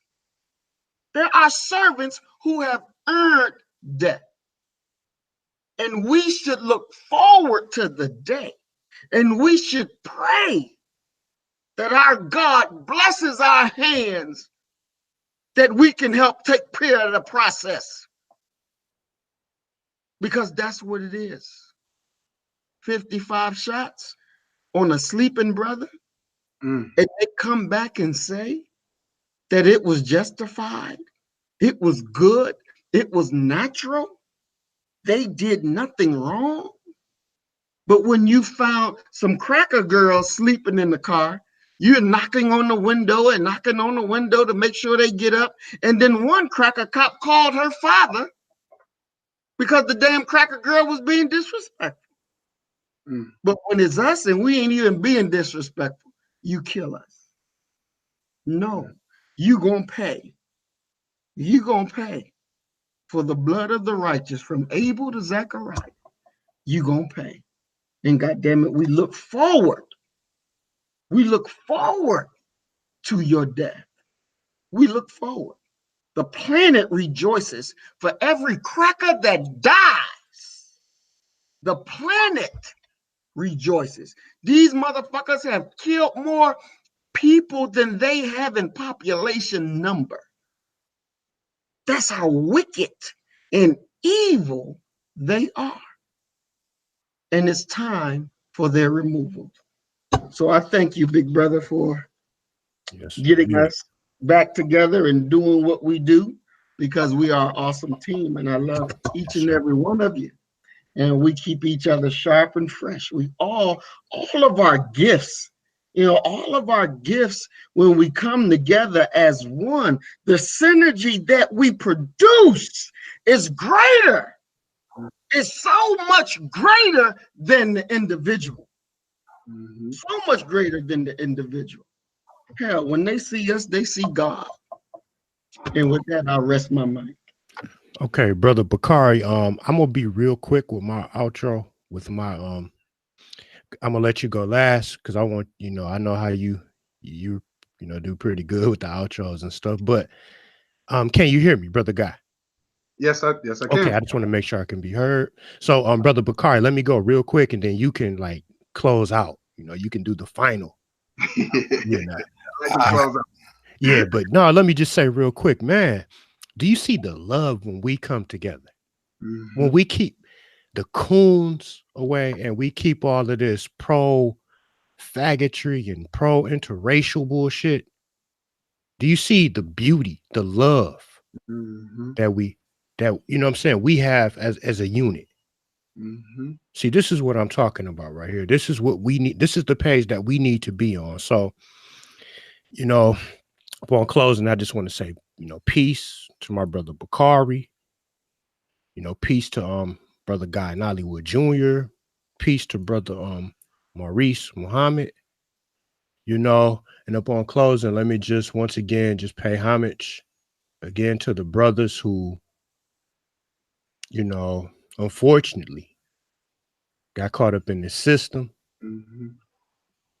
the Central Park Five, the brothers who were falsely convicted and falsely imprisoned behind this bias, white supremacist judicial system. So I just want to take my hat off, and I just want to lead the listening audience.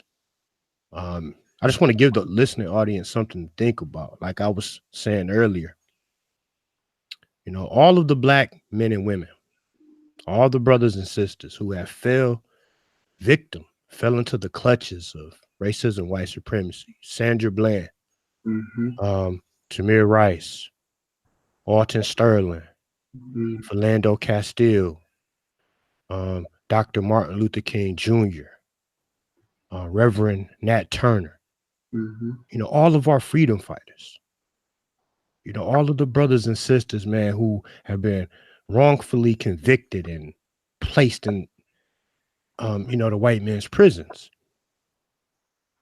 The brothers who were lynched, during the early 20s, all the way to the 60s, all the way to present day. Even though you don't hear as many stories, but there's still lynchings going on. There's still lynchings going on. So I would just like to, pay tribute to, the great abolitionists. Harriet Tubman, Frederick Douglass, the list goes on and on. Our family members who were subjugated by racism and white supremacy, via Jim Crow segregation. Our family members that we descend from, that were inside of the institution of slavery, working the cotton fields. Our ancestors who were kidnapped and stripped of knowledge of self. I would just like to, send a shout out to them. And upon that, I would like to pass the microphone over to my brother Bakari so he can close out today's discussion. Peace to the chat room, all of the brothers and sisters, the mighty kings and queens, much love. Brother Bakari. Yeah, thank you. I thank Brother Guy in Hollywood for inviting me to join his show. Brother Maurice for being a part. Brother Craig from African Supremacy TV for being here. We back again. We back together again. I thank the chat for being active. I want to say this, Brother Gavin. You said you was talking to the Cuban guy, and he would say his daddy is black. He from America, but wouldn't say the mom is black, right? A lot of people think the only black people in the world is black people from the United States. I hear black people from the United States won't say Africans are black. But I'm going to say this. Dr. John Henry Clark warned us of this. I remember listening to one of his lectures. He said it's coming to a point where we're going to forget that we're African, and we're going to start claiming the names that our enslavers gave us. You're going to hear, I'm Jamaican, I'm American, I'm Haitian, I'm Cuban, instead of understanding that we are all the same people. The only difference is a boat stop, and that's why we speak different languages. It's because of what they did to us. But he said we were going to start claiming this, like you see it now with the ADOs. They want to be this more than anything else. And we came here because y'all had watched the documentary When They See Us. And that's a sad thing that happened to those brothers. That's why I mentioned what happened to my friend's son. Now, we've been talking about prison reform. Why in the hell we letting a stank white prostitute, Kim, I don't even like to say her name. Why in the hell is she getting up speaking for us on prison reform? We have to stand up. She don't speak for us. Come on, man. Her or her crazy ass husband. They don't speak for us. We speak for us. We don't need her to talk about. We know what we got to do for our people, and we are starting to wake up. We don't need her to speak for us. Think about it. Everybody else have politicians speak for them. We got hoes speak for us, prostitutes, because that's all she is. She got famous because she was screwing a Ray J on a videotape, and all of a sudden she became a millionaire from screwing. Wow. A hoe. But the hoe speaking for us. Everybody else got senators, congressmen. You understand what I'm saying? But we get the hoe and have it. We got to stand up and speak for us. We don't need them to talk for us. We don't need them to speak for us. And on this LGBTQ and A, OBGYN community asking for reparations. How the hell you gonna ask for reparations because you gay? But we don't get but they have ignored us since 1865. And in the Indians' case, because they held us 2 years longer, 1867. Come on now. But we don't get nothing from nobody. And then when Brother Maurice said, just looking at them should make you hate them. Ain't that what Abraham Lincoln said to Frederick Douglass? Come Why on. would you want to stay here with everything we have ever done to y'all? Mm-hmm. Just the sight of y'all hurt us more than that. But we supposed to forgive everything and then wonder why we hurt one another. But that's it. I'm gonna close out with my saying this is not my show, but I'm gonna still say what I say before I give it to Brother Guy. I think the chat was kind of active tonight. This was a good show. Cause Kamisi Fox, the wise Wayne, Wicked Wayne. I'm gonna check out your channel. Thank you for joining my channel. It's Brother Bakari. This is God in Hollywood channel. Check out Brother Maurice Muhammad and check out African Supremacy TV. You know, we'll be checking you out. We thank you for joining. But before I go, I want y'all to be black, buy black, think black, and everything else will take care of itself. Peace. One love. Peace and love, family. We out of here. Peace.